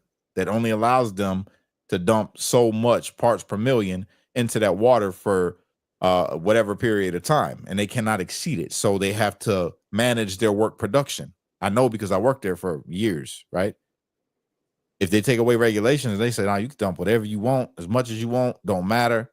People gonna come out of Lake Michigan with 3 eyes. You're gonna have fish that's got feet. It's gonna be bad. And then the water is that's what we drink. We drink the water from Lake Michigan. It comes out of our tap. That's what we drank out of the water hose coming up. Right, So, but libertarians still believe in civil litigation. Okay. So if somebody can be sued, they're less likely to do something. And I hate saying this because I hate them almost as much as I hate the government, but insurance companies are more likely to make sure a company doesn't do something bad than the government is. And by that, I mean, because they have a financial stake in them not getting sued because they hold insurance on them, they'll be the ones that make sure that company doesn't do something that's going to get sued. but wouldn't it be a lot less less lawsuits because they don't have a regular thing that they got to go by? No, we didn't know. We didn't know that we couldn't do that because there's nothing regulating it. We didn't know he was going to get sick. We eat the doo-doo meat all the time and don't get sick. He got sick because he's just got a weak immune system. But that's assuming that it doesn't happen all the time now because of the government. You know, that you're saying the government, you know, if you put 2 and 2 together with what you're saying, the logical outcome is you're saying the government prevents that. I'm saying the government doesn't prevent it now. Let's just stop the sham of the government protecting us and get rid of it altogether and go to a privatized situation where we're actually protected. So you don't think the government protects us at all with regulations in any way? Well, look at, all right. So let me play the impartial observer. Look at like all this Kennedy stuff. Like all these MAGA folks are all crazy for Kennedy to come in and ban fluoride in the water and I'm ban, not for that. I am not for that. Well, no, but hold on. So ban 100 different things that they put in foods, you know, like there's all these MAGA folks that are all of a sudden in front of all this in favor of all this nanny state Democrat Obama stuff that, you know, they would have been appalled if Obama would have said the stuff Kennedy's saying, right? But, you know, they want this like nanny state stuff. Well, why couldn't Kennedy run the Maha nonprofit organization and tell people what to do and what not to do? Stores could apply to get the Maha seal of approval because they don't sell any of that stuff. And then if you go to shop, you see the Maha seal of approval and you know you're not buying the stuff that Kennedy told you not to buy. You know, so isn't that a better system than expecting, you know, the government to get through all of its red tape and nonsense? I mean, yeah, I would say. But again, this right here, statements like this.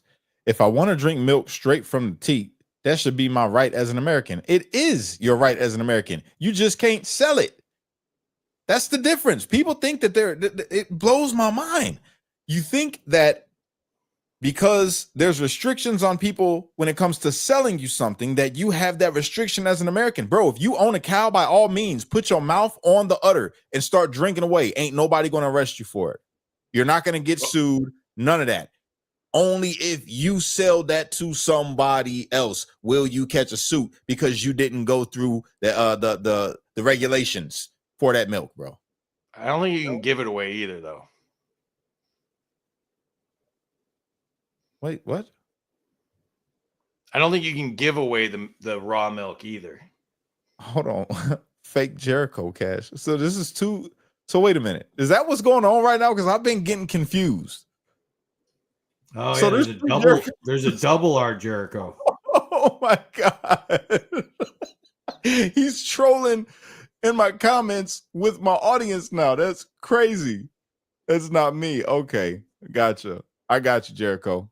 He's an imposter. All right. Well, let me get the fake Jericho out of here. So you didn't say this, real Jericho, right? So I'm just gonna ban this other Jericho account for you. That way you ain't got. That guy's on my side though. I want the fake one. I want to keep the fake one. I'm gonna Fake leave it up to Jericho. real What do you think of Jericho. the white guy hanging out with Cash tonight? Be Yo, honest. real Jericho. Do you want me to block this Jericho, or are you okay with him being here? Just let me know. Do I I'll get a take him vote? out. If he likes the white guy with Cash, I want to keep him. See, right there. They have found H5N1 and unpasteurized cow's milk. So there it is. And that's the truth. It just came out. That's real. What's scientific saying? They're giving visas to cow milk now?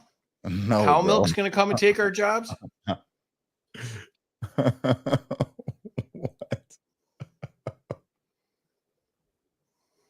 Why are y'all doing this to me tonight in this comment section, man? It's too much going on in here. It's too much going on. This is great. I love it. That you could get raw cow milk from the Amish. That's true. That is true. Only the Amish female will do Amish. I like what you did there. That was good. I'm kind of a scientist. Oh man. Okay, I need to Yeah, know the which cows are taking our jobs. I'm on to something there. Okay, so Get this- Laura Luna. Get Laura. I always say that.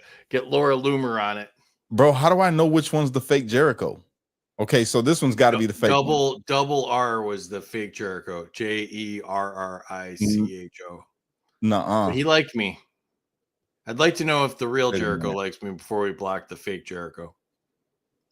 Ah, this is the fake Jericho. Wait.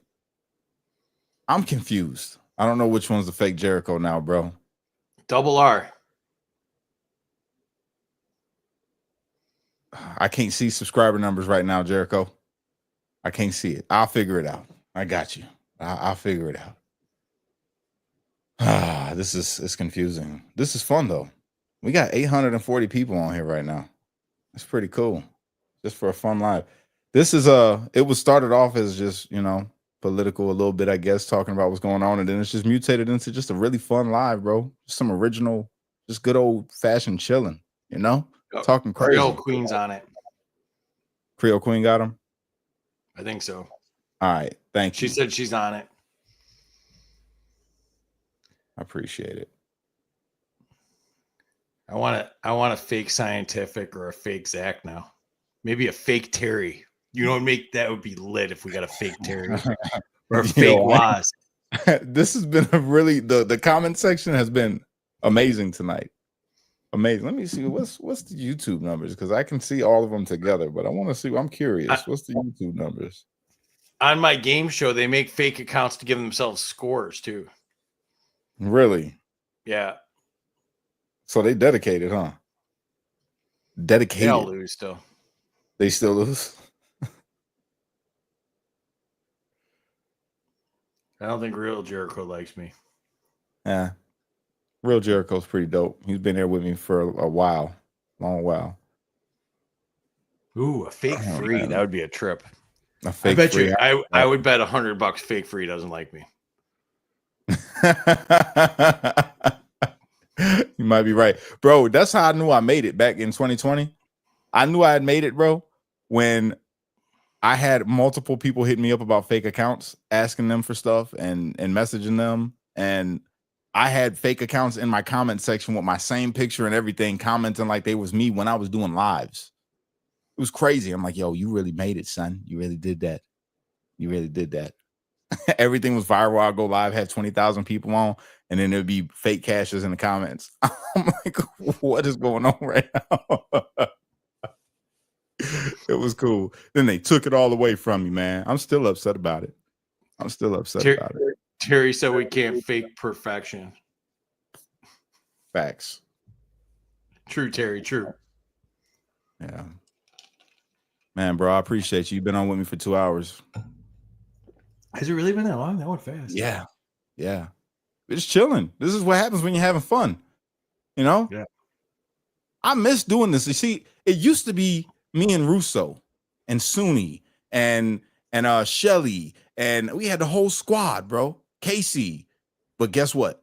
They all just ignore me now. I kind of feel outcasted a little bit. I feel some type of way about them. I'm in my feelings a little bit because they don't like to go live no more and just have fun. Everything's got to be all serious. And, you know, we used to do Consavengers, where we would sit and we would have like a beer or something and we would just joke and talk about funny stuff in politics and all. And it was fun and people loved it. Like it was so many people will be tuned into that show. And we just don't do stuff like that anymore. Russo just, you don't even talk to me, you know. Casey, he's a ex phenom now. So just forgot about YouTube. Me, I'm staying loyal to YouTube. True to the gizane, baby. You know what I'm saying? I started this. I'm gonna keep it. That's how I feel. My ex account is doing fantastic. Thanks to Waz. Shout out Waz. Love you, bro. And Casey, he's helped too. Casey has helped too. So shout out to Casey, even though you don't hang out with me no more online. But yeah, this is the type of stuff that I really enjoy doing the most, bro. Just coming on and talking and kicking it just like this and making fun, you know, making some fun times, telling some stories. We could talk about the politics. That's fun. But most people want to relate. They want to, people are sick, bro, of just the political talk and the fear mongering and the everything is bad. People are tired of that. Sometimes you just want to laugh.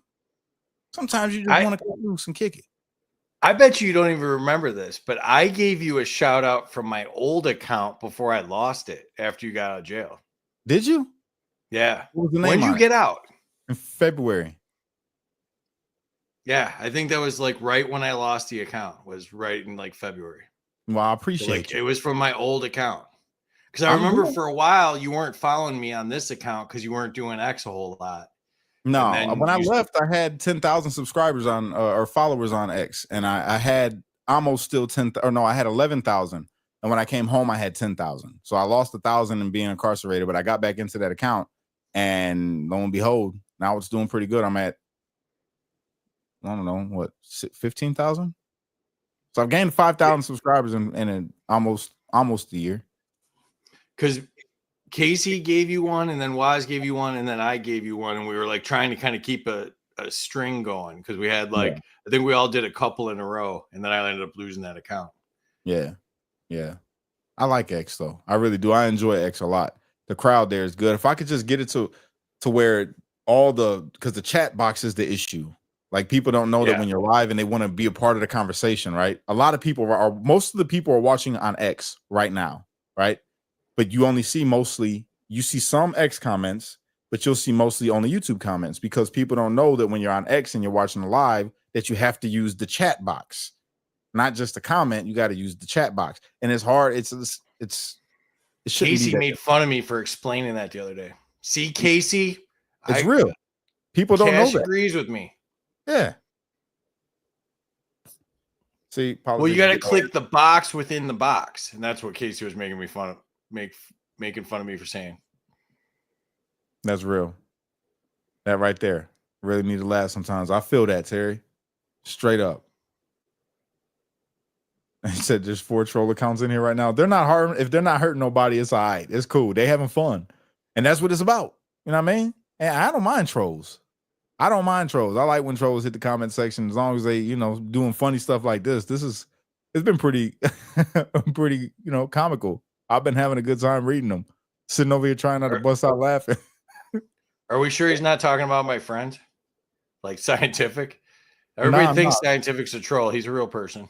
Well, no. See, the comments are coming from YouTube. They can't see none of the X comments. Oh, okay. Because they're only watching on YouTube. So everybody that's on X right now, if you guys could really do me a favor, right? We got over 900 people on X right now. That's amazing. So I really appreciate that. But if you guys could do me a favor, man, and help me grow this YouTube channel back, man. I'm trying to bring it back to life. It was my baby. It was the first thing that I started when I, went viral back in 2020 for everything. It was been dead for 3 years. This channel has been completely dead. And everybody told me that I couldn't bring it back to life, but I have been. I've been doing it. All right. I've gotten my numbers back up to the followers that I had. I've passed that. So we're getting it back. But if you guys that are on X right now, at whatever point in time, if you could please do me the favor of looking up Cash Kelly 1 on YouTube and please hit the subscribe button for me. I would greatly appreciate it, man. This is how I pay my bills. Just views. You don't got to send me nothing, just views. Just, hit the subscribe button and a like button. That's it. It's literally that simple, and you're helping your boy out. All right. You know, I'm a felon. Okay. I'm a January 6er on top of it. On top of being a felon, I'm a January 6er. And then the third strike is I'm black. So it just, all of it doesn't go together. I'm like, oh my God, he had a conspiracy charge, but he's a J6er. Oh my, and he's black. Oh, we can't hire him. Oh, the left doesn't want me. Conservatives don't know me like that in certain circles. So, you know, I'm hit. This is what I got. This is it. All right. This is what I got. So if you guys could just give me a like over there on YouTube, it would mean the world to me, straight up. Free, you tell them. They know you more than me. Yeah, do it. Yeah, it's important to, like, you know, go on the other platforms, you know, kind of like what Cash was saying about America, right? You know, we've got our flaws and stuff, but, you know, it's the best country to live in. Social media is kind of the same way. You might like one better than the other, but it'd be helpful to Cash if you go on all of them and help Cash out on all of them, you know. And I mean, especially, like, I think YouTube pays better than X. So Yes. like, it'd be better. Yeah, it'd be better for Cash if the X people went to YouTube to help out Cash. So I set up accounts just to do that. Like, I didn't even know how to get into my YouTube account anymore. Like, for years and years. So like, Yeah. I went in there, I wanted to follow Cash, and then my buddy Tough Love, who does like punk rock American music, I went in to subscribe to him, and I got my son to do it too. So I think that's important to do for people, you know. Like, I know Tough Love's really struggling because he's kind of in a niche of like anti-communist punk rock music, which you'll be shocked to hear they don't play that in malls like over the Christmas season, you know. So like, you know, you got to kind of rally friends and say like, hey, my buddy Cash is like trying to get to this number on X, or he's trying to get to this number on YouTube, like, help him out, you know. Yeah.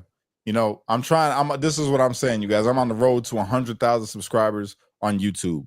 That's what I'm trying to get to, 100,000 subscribers. All right. I'm over halfway there. So if you guys can help me, man, I would greatly appreciate it. Even if you take a video and throw it up on your X account or on your Facebook account, all of it helps. You know what I'm saying? However you would go about doing it, but just subscribe is what I'm asking. Please subscribe for your boy. All right. That's the best way to help me out. Straight up. I mean, my man says, Cash, come to the left. I cannot do that, my brother. I definitely can't do that. But what I can do is meet you in the middle, my bro. That I can do. I can meet you in the middle. How about that? Shelly is doing very well. How's a female cop? Shelly, she's doing great. Her and her husband actually do in Chicago, bro. When you come back out here, Free, they got a yacht, man, that they do. They're doing like yacht runs, so you can get on their yacht and hang out and all of that. So that's something to think about. Everybody, shout out to Shelly. Her and her husband, bro, they're dope. She's a Chicago police officer. Amazing people. Did you see that documentary about Yacht Rock? No. Yacht Rock. Is Is that a new drug or something?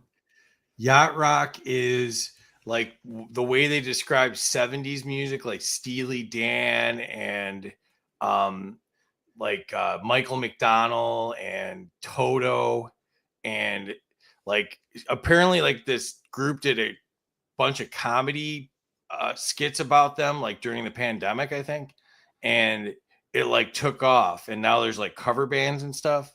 Really? It's called Oh, Yacht Rock. Oh, it's hysterical. You'd like it. A couple of really good musicians are in it. Like Questlove's in it. Like talking about like how like Yacht Rock was like part like jazz, part like R&B, like had all like kind of the good parts of like the music that came in front of it. Pretty funny. Yeah. What kind of music do you like, Free? I like everything. I don't know, I'm a kid in the 90s, so like I liked grunge, I like metal, punk rock. And then now that I got older, I'm like, I like jazz. I like really into I love like the New Orleans sound. I like big horns and stuff like that. We just went to New Orleans. Shout out to New Orleans, awesome town. I would love to go and check out New Orleans. Yeah. That's highly, that's one where they got a bad rap. Like, I know they got some problems going on there, but it's a beautiful city, great food, great people. Hey, throw Tough Love on there, up on there if you got a second. With Where is he at? That's another one on YouTube. If you got a chance, Where's Tough give Love? him a like. He's a longtime friend of mine. Where is he in the Threw it comments? comments. Oh, you threw him up? Okay. Tough Love. Yeah. Right there, If you guys. Yeah, if you guys can help out my buddy Tough Love, really nice guy. His name's Jake, musician, freedom fighter. He's a farmer who's had to go get another job because they're killing the farms, and he's not had the easiest go of it. He's in Louisiana, speaking of which, and really great guy. So when you're in there, follow y'all. subscribe to him as well. That'd be great. Appreciate that for everybody that will do it, because every time I do this and I ask you guys to go and follow, y'all do. So thank you. I do appreciate it, man. It means a lot. I didn't even know until Casey said it the other day, but they got me to 50. I haven't even logged in to look. They got me to 50. 50K? No, like 50 people. So now I can live stream. Oh yeah, that's dope. On YouTube? Yeah. That's dope, bro. I keep forgetting about it, but I gotta do it. Yeah, I'm telling you, man. Look, send me your when we're done here, whatever. Send me your page. I'm gonna I gotta re-edit my YouTube page anyway, and I'll throw your YouTube page up on my page. So when people look at my stuff, they'll see your page on there, so they can click on it and see that I recommend this page. Oh, cool. Yeah, so I'll do that for sure. What I was gonna tell you. Oh, you guess what my favorite music is? Go for it. Guess. Oh, well, I mean, you don't be a racist. Would it be too on the head to go rap? No, I listen to some rap, but no, my favorite music. R&B? No, close. Oh, jazz? Country. No way. Bro, my mom is a West Virginia hillbilly. I grew up on Tim McGraw, Garth Brooks, Conway Twitty, Alan Jackson. Yeah. I'm a country fan. That's my first. My second is classic rock. And then my third is R&B and then rap. I'm so Chicago, dude. I have no idea any of the names you said. Yeah. I don't even know the names of those artists. People thought I was weird growing up as a kid singing country songs, man. Straight up. Straight country fan. You should see me in the car. My kids too. That's the funny part about it. My kids, they're, they grew up in the city, you know what I mean? And we get in a car and I'll be bumping country music and they know the words. Like me and my daughters, I sing to them all the time. I sing Beautiful Crazy. Luke Combs. Because I could sing. I don't play sing. Like I could sing. I got a really good voice. Not to toot my own horn, but toot. I'm really good. And they sing with me in the car. And they love when they make me sing. Dad, put on Beautiful Crazy. Put on Fast Car. We're big Luke Combs fans. But Tim McGraw, that's my favorite country artist, Tim McGraw. Yeah. I thought Fast Car was Tracy Chapman. That was, but he remade it. Oh, okay. Yeah. I thought I was tripping. Creole Queen said that she'd post my page every time. And I know I saw it. I just didn't even know. I hadn't gone and looked, so I didn't even know that it got to the 50. So she's awesome. Yeah. That's very, very nice for you to do. But not how the names of artists. I feel you. It's weird, bro. I was just straight gangbanger, but listening to straight country, bro. I listen to rap. I listen to all music, right? But my go-to, like if I want to relax, like right now, if I was to get off here and I want to chill and I want to just relax, I throw on country music. Literally, I just sit and listen to some country. I sing country to my girl. I got my girl. My girl likes country. When we first got together back in the day, I'll throw the country music on. She'd be like, I never heard this. And then she just became a country fan too. She likes country. So I was like, babe, it's just the culture is just different when you listen to the music. It just makes you want to love, don't it? It just makes you want to love. That's it. That's why I like country. It feels good. That's my favorite thing about America is the unexpected, right? And like right now in my house, like we're really into reggae, and I love reggae too. Yes. Love Then reggae. I gotta turn you on to this show. There's a show on this radio station called KEXP. It's on Saturday afternoons. You can get it on the internet, and then you can play it anytime. They have like on demand. You can play it anytime for like 2 weeks. But it's called something Positive Vibrations, and it's I'll a check it out. reggae show. It's awesome. Man, who's your but- favorite reggae artist?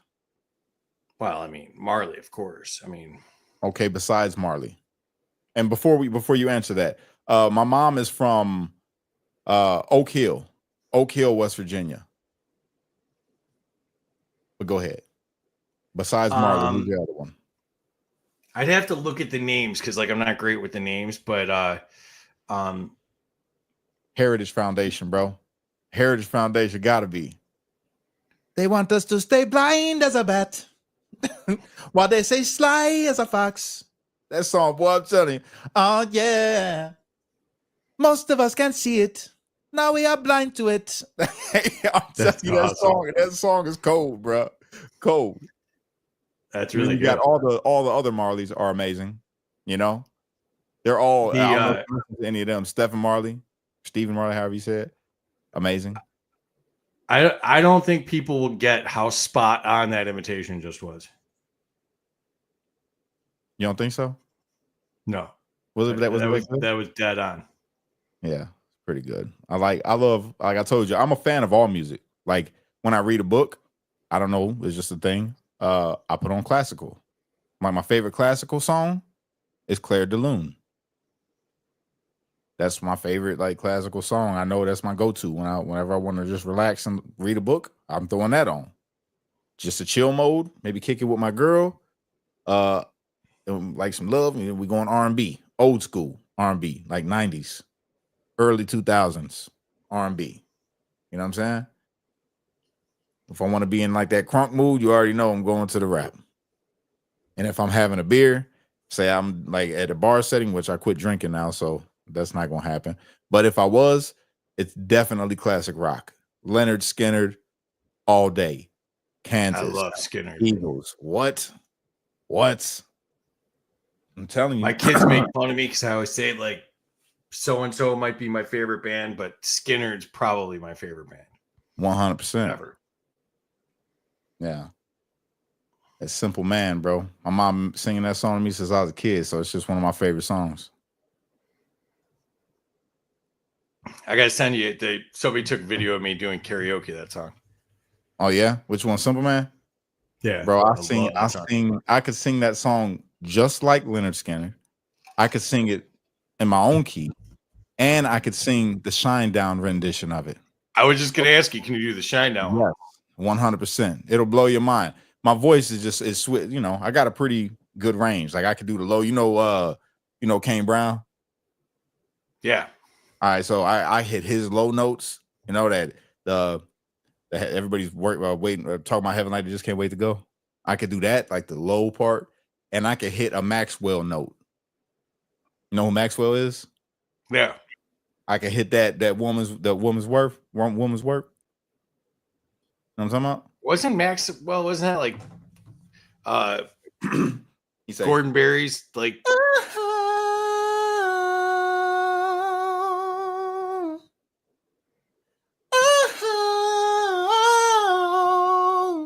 you know what I'm saying? I can hit that, but nice. my key is like this. It's like here's a song I wrote. Say I ain't gonna do the song I wrote. I'm gonna do the Tim McGraw because I say I like country, right? So say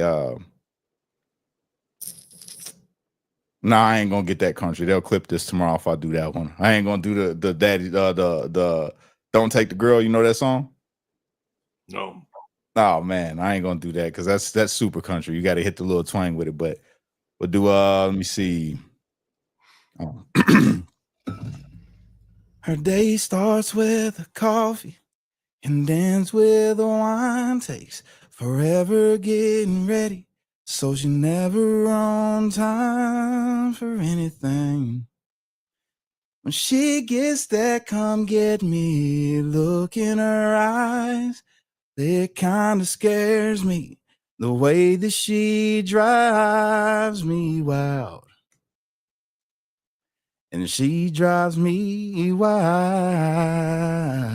Say, beautiful, crazy, she can't help but amaze me. The way that she dances, ain't afraid to take chances, and wears her heart on her sleeve. Yeah, she's crazy, but her crazy's beautiful to me. You know, I got that. I got my a little higher than that. I can go a little lower than that, you know, just a little bit. Dude, that's funny though too, because like I was not like I was listening, like I didn't close my eyes, but I was looking down, and like I if you would have said it was a white guy singing, I would have been like, oh yeah, you know, like a white country guy. Like that was like dead on. That was crazy. I love singing, man. I could hit a great R. Kelly impression. I thought you were gonna go like I thought you were gonna go like a little more hootie, you know, being black and all. And then like no, that was like just spot on country. No, bro, yeah. And that's not even super.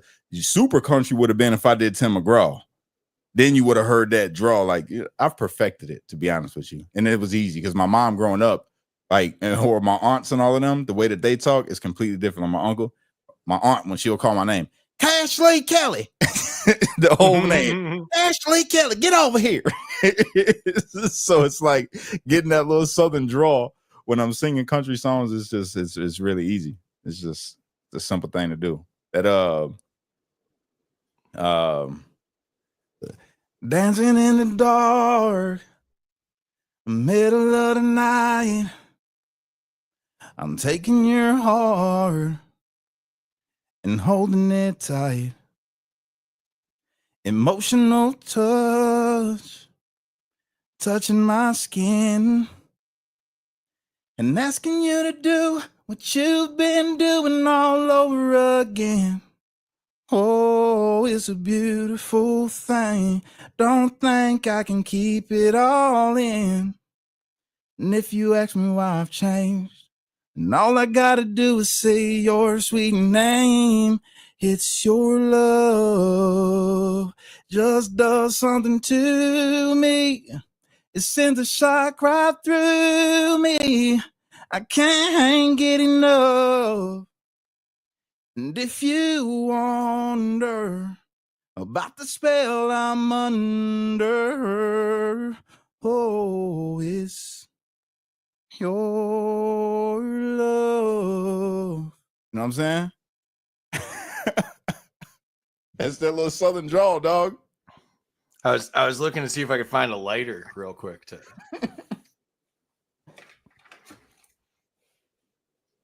that was really good. Which is completely different from when I sing a rock song. Like I got my white boy voice. You know, I had a punk rock phase. Good Charlotte will forever be in my greatest. You know who Good Charlotte is, right? Sure. Yeah, them. I love them. The Hoobastank, you know. I like Hindered. Love them. Their music. Amazing. Stained. It ain't too many songs, you know, too many genres of music that I don't like. There's some. I'm just like, nah, I can't get with that. I can't get with that music. But most music I really like. What about the South Side's own Disturbed? Of course. What? Enemy. That's one of my favorite songs. I used to listen to it every time before I would wrestle. Had a wrestling match, 6th grade, and 8th grade. I would listen to. I thought you were just wrestling people on the street. No, I was a wrestler in school, and I was beast at it. You know what I'm saying? And I would play that song right before my match, bro, on repeat, straight up. The whole album was good, but that song, Enemy, it just made me look at him like, you are enemy. You are my hated enemy. You know what I'm talking about? That one? I would literally just looking at the dude from across the mat, just mugging him down, like, what's up, bro? You know what I'm saying? And go in there and wreck shop. Straight up. So, yeah. Music. So, crazy one is another one of my all-time faves. Would probably make my top 5. Living Color. Who was that? Cult of Personality.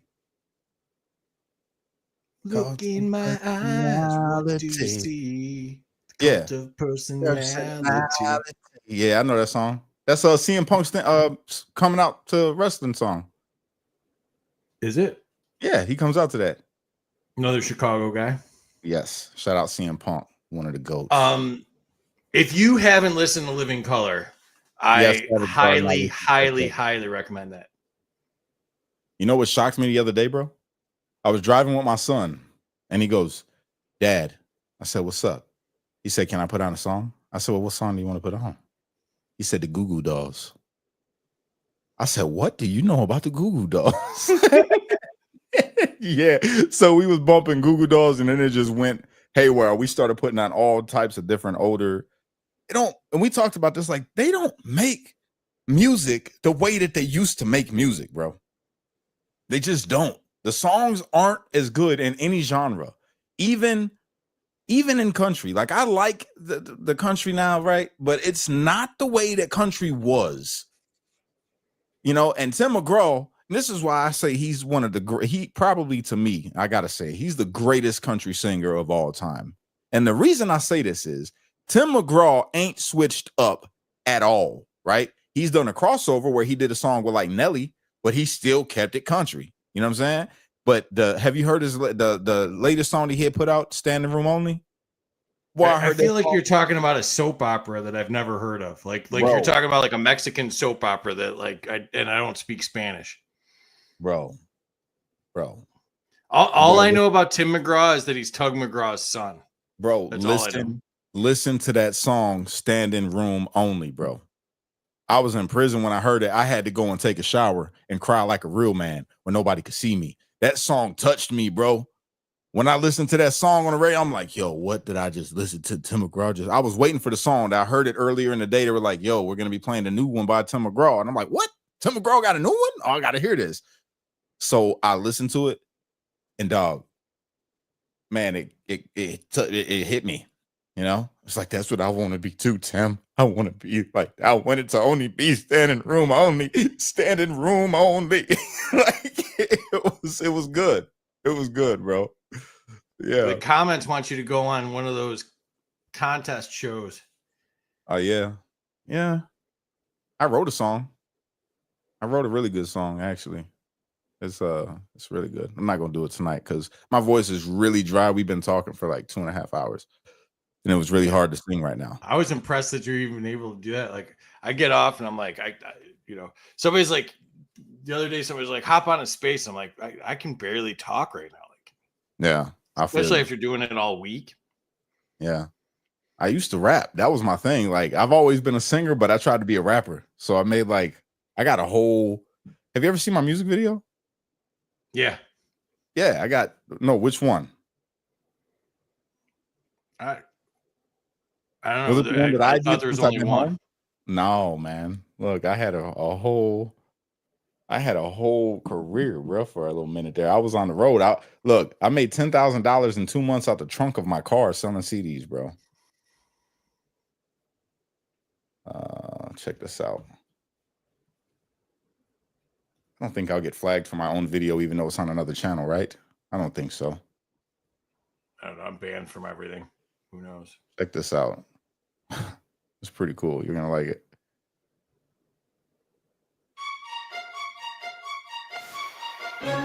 That's my son. That's Caden. That's how little he is. Boy, he's 16 now. That's year 2012.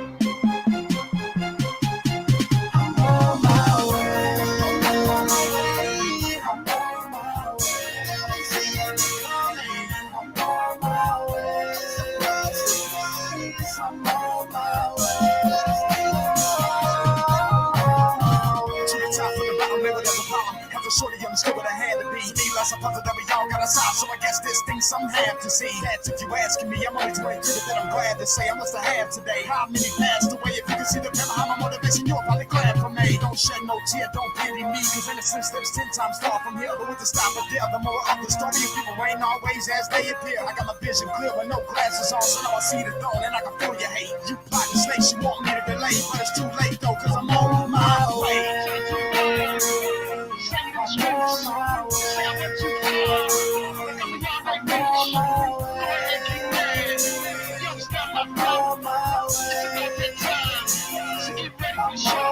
mind you, 23. I wrote this by myself. Where I'm standing at, you probably already know where this is. This is CRC, baby.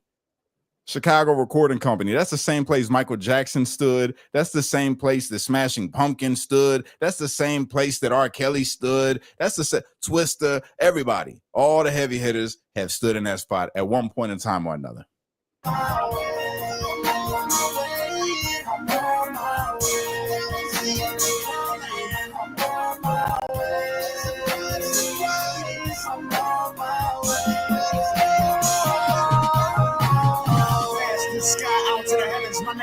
So I'm going there to get it up. I got 4 minute hot time, go fast. My foot up on the gas, cause I better pay attention. Some call me a rebel when they say I don't listen, but we all got a purpose on this plan. My position in the hand, I was giving, got me going all in like I know I'm the win. This is not no prediction, I was made for this. Making new music on the road to success, now I'm strolling to it. Got ready to pass, no more intrusion, no more delusion, no more confusion, no more weight on goals I'm pursuing. Nothing in my path gon' slow me down. They can't hold me now, focus young and proud. Tell them suckers on the top, I'm coming for that clown.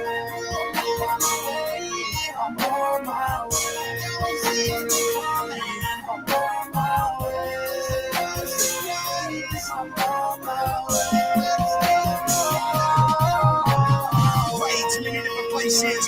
To live my life basic. I know my fate not a soul here changing. Made by Yahweh in the image of greatness. So I don't care what a hater gotta say. Tell them hate away. I understand you just sticking to the hate away. Guess I love what you're doing with your music is great. I know that's really what you wanna say. I'm doing better than expected. Consistent with progression. I'm painting on my vision with precision to perfection. Acts like conditioning. I'ma tell you excellent. CEO of business and I'm happy I'm invested. My music, majestic. I do this to spread it. Upsetting the skeptics. I'm coming. Get ready.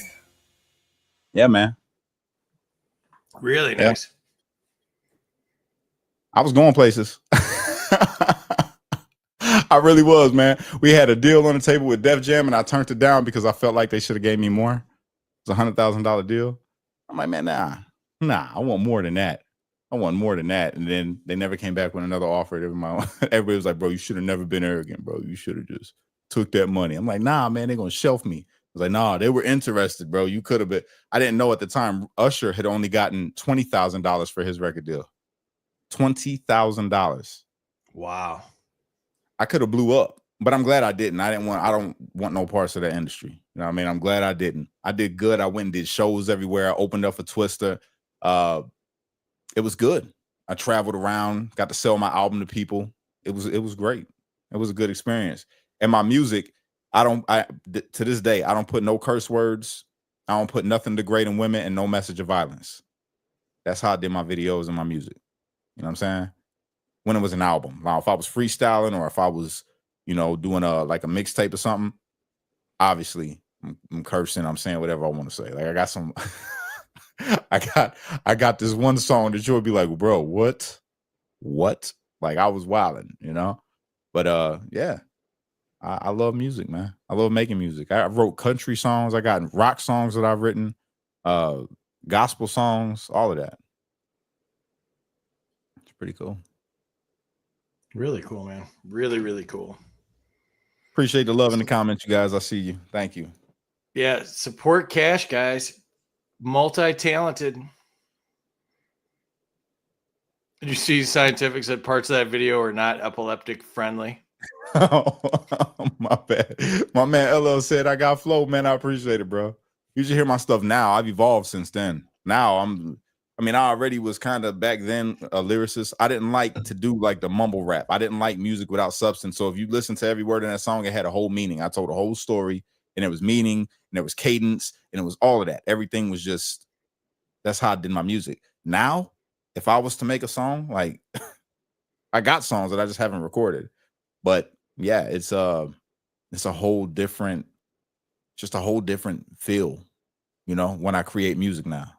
It's like I can't even explain it,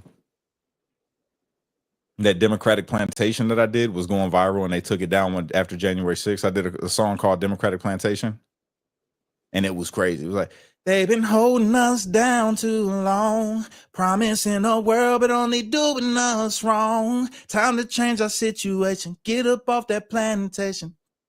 It was a really good song. Walk away, it's liberating. They've been holding us down too long, promising a world but only doing us wrong. I had all the melodies and harmonies and all of that. It was perfect. And then just hit it with a flow. Hit it with a flow. That sucks because like that probably would have been like that country guy that was standing in the woods and sang that song, like that went crazy. Like that could have gone like that kind of crazy. It was going. At this time when I dropped that, everything that I was dropping was going viral. Everything. I couldn't drop anything without it going crazy numbers, bro. My small videos would have like 100K, but other videos was like 20 million, 2 million, 10 million. So it was just like everything that I was doing was going nuts. And they had to stop that. You can't be listen, you for already pushing it, giving a message, being a black dude from the hood, saying the things that you saying about MAGA and Trump and all this. You can't try to make black people or Mexican people or white people think anything other than what we want them to think. You're a threat. And then I came out with a song, and then the song was just, again, no profanity, nothing degrading women, and it was a message. It was good music, right? And they're like, oh no, we gotta stop this guy. He's getting too big. I had senators, congressmen, people running for Congress, all the people running for governor, getting on my platform, reaching out to me like, hey man, can we do a live together? Can you come on? I'm like, yeah, come on, let's do it. Literally, my name was huge, bro. Like, it's crazy now to think like I went to prison. I think I look back at all of that. I went from this guy to this guy, which I'm okay with this guy. I like this guy. I'm a lot more calm. I'm not as prideful because I felt like I was, big man in 2020, bro. My arrogance was just like through the roof, and I'm glad that everything happened the way it did. But I look back at it and I'm like, man, that was something. Like, my name was out there, bro. I was getting people from all over the world messaging me. The world. It was nuts. It was insane. This YouTube channel that you see we're on right now, and when I first started it, had zero subscribers. I started it, and literally within 3 months, I had 50,000 subscribers. In 3 months. I can imagine where it would be at had I been home. You know what I'm saying? Yeah. See right there. Yeah, folks was looking for that regular video. Took me forever to find you. People was starting that video, sharing that video everywhere. Yeah. Yeah, man. And you still here, bro. I appreciate you, brother. Straight up. Even though you don't agree with me on everything, you still always show up. And I appreciate that. I really do. To all my people that's following me, man. I know we may disagree on certain things, whether it be religion or, what a marriage is or what a woman is or politics. But at the end of the day, I enjoy having y'all here. I love having the discussions, man. And I like the conversing in the comments. I like to know what y'all think. And I really love the fact that right there shows even camaraderie. Even if you hear and you like, I disagree with what this dude believes politically, but I really enjoy that he, writes music, or I really enjoyed his family videos. Whatever it is, or my insight, you know what I'm saying? Or maybe you just studying me, whatever it is. I enjoyed that y'all are here. It makes me happy, man, to know that all the people that I started with are still here, and even the new people that I got now are here. I appreciate it. It's dope. Because really, honestly, you guys, this is it for me. This is what I got. Unless this pardon happens and literally clears my record, I'm hit, man. And I'm gonna even ask Trump, literally, if he can wipe the internet. Can you take down the articles that was written about me January 6th? You know what I mean? Because that's really what does it. When I hit a job interview and they Google my name, the first thing that comes up, violent Latin king storms nation's capital, or whatever it says, or something like that. And I'm like, yo, this is crazy, because that two things don't go together. A violent Latin king storms the nation's capital, or whatever it is. That's what it says in the article. I forget the headline. It's got a mug shot of me looking like a straight tyrant. I'm like, yo, why they couldn't use my real mug shot from when I got arrested? Why they got to use the old one? It's crazy. Yeah, I mean, I think that's the underrated part about you is, you don't mind people challenging you. You don't mind being around people with different opinions. I mean, obviously, I'm a great example of that. I mean, I've been told many, many, many different ways that people don't like what I have to say. And you've never done any of those to me. Oh. So, like, I appreciate it for sure. But, I think that just shows, where you're at personally, spiritually, and, how comfortable you are in your own skin and in your own ideology. And, so, I mean, I think it's a very cool place to be. Like, I know I've been joking about you being like more zen and everything, and then me, telling that guy to F off, but I really do admire that, because like I don't have that gear. Like I'm always edgy. I wake up edgy, I go to bed edgy, I make my peanut butter and jelly sandwich edgy. Like I'm like this all the time, and I would much prefer to have like, a more holistic view, but like I'm kind of like the pit bull, at the gate. But you know what it is though, bro? Honestly, like I think it's because the way I was brought up, like I had to worry about other things than people's opinions or what people thought, what their beliefs were about anything other than their gang. Like what gang what gang is you in?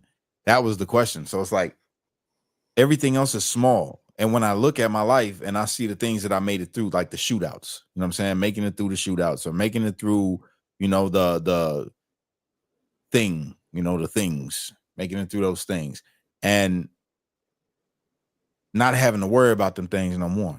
Now my worries are, okay, do my kids got what they need? I don't got to worry about my safety.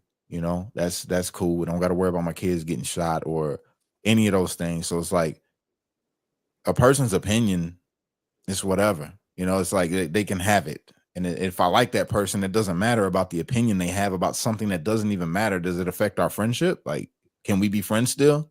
If we can, then okay, you believe what you believe, I believe what I believe, and we joke about it. And that's how I grew up, with just talking crazy to each other. We gunning each other, talking about the pants that you might have on, or the shoes that you wearing, or the way your hair looks, or your breath stank, or whatever, and it's like, those were the things. So it's like, if we could be cool and we cut up on each other, that's what we do. We cut up on each other all the time. And we still kick it. We still boys. Like, I got your back. I got your back. So I guess I just look at what it is that I like about somebody rather than what I dislike about them.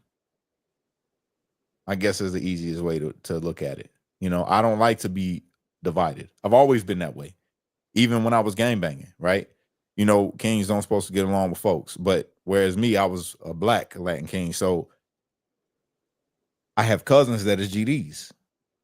I got cousins that is Blackstones. So it's like they come through and I'm like, oh, I'm supposed to not like them because they GDs, but they're still my cousin. And then I'm the guy in the hood, just like, everybody knows, like, look, you don't fight me. Don't try to fight Cash, right? And you're not gonna shoot me because we the same, and you can't do that. And if you do that and you don't take me out, well, then you got a bigger problem that you got to worry about, So just leave Cash alone. So when my cousins come through and they're like, yo, why folks coming through here with a chat broke out? I'm like, yo, that's my cousin, bro, chill.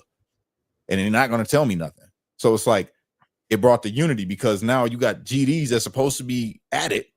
They hanging out with Latin Kings, and everybody's just chill because I'm that common denominator. They're like, we gotta chill because this is my cousin, and this is my homeboy, and that's his cousin. So I feel like I kind of bring that into what I do now, to where I have a panel like this, right?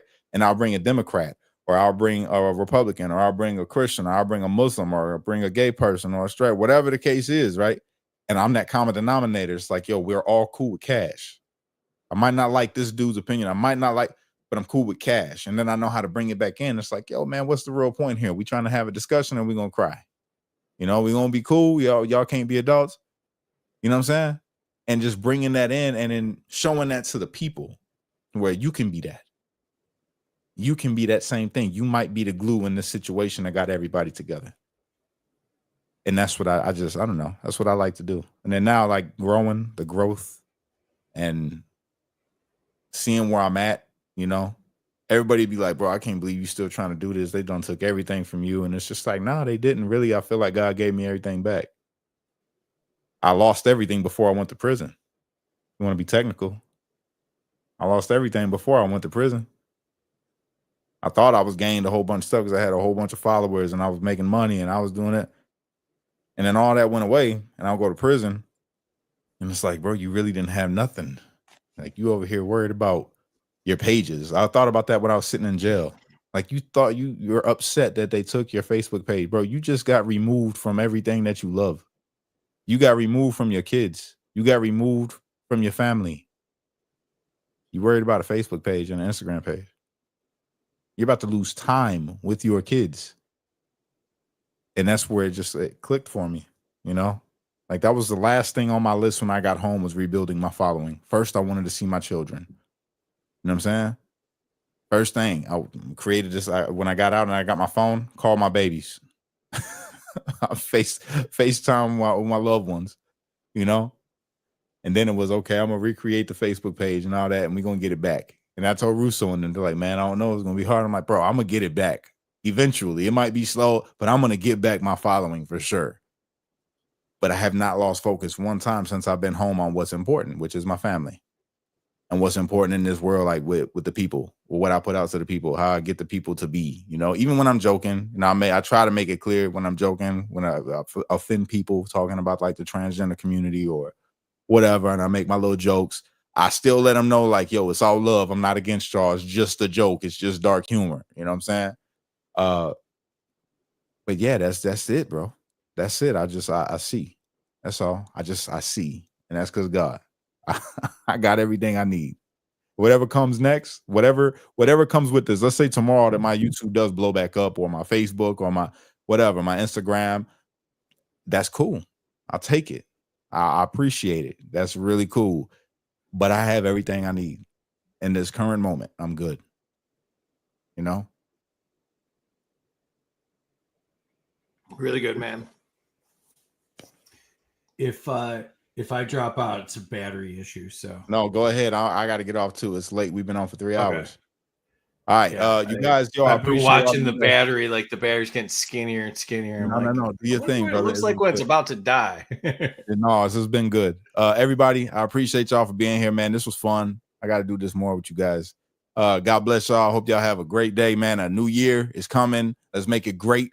2025, man. Let's make it great. You hear me? Keep God first in the forefront of your mind and everything that you do, even when you acting a fool, having some fun like we just did tonight.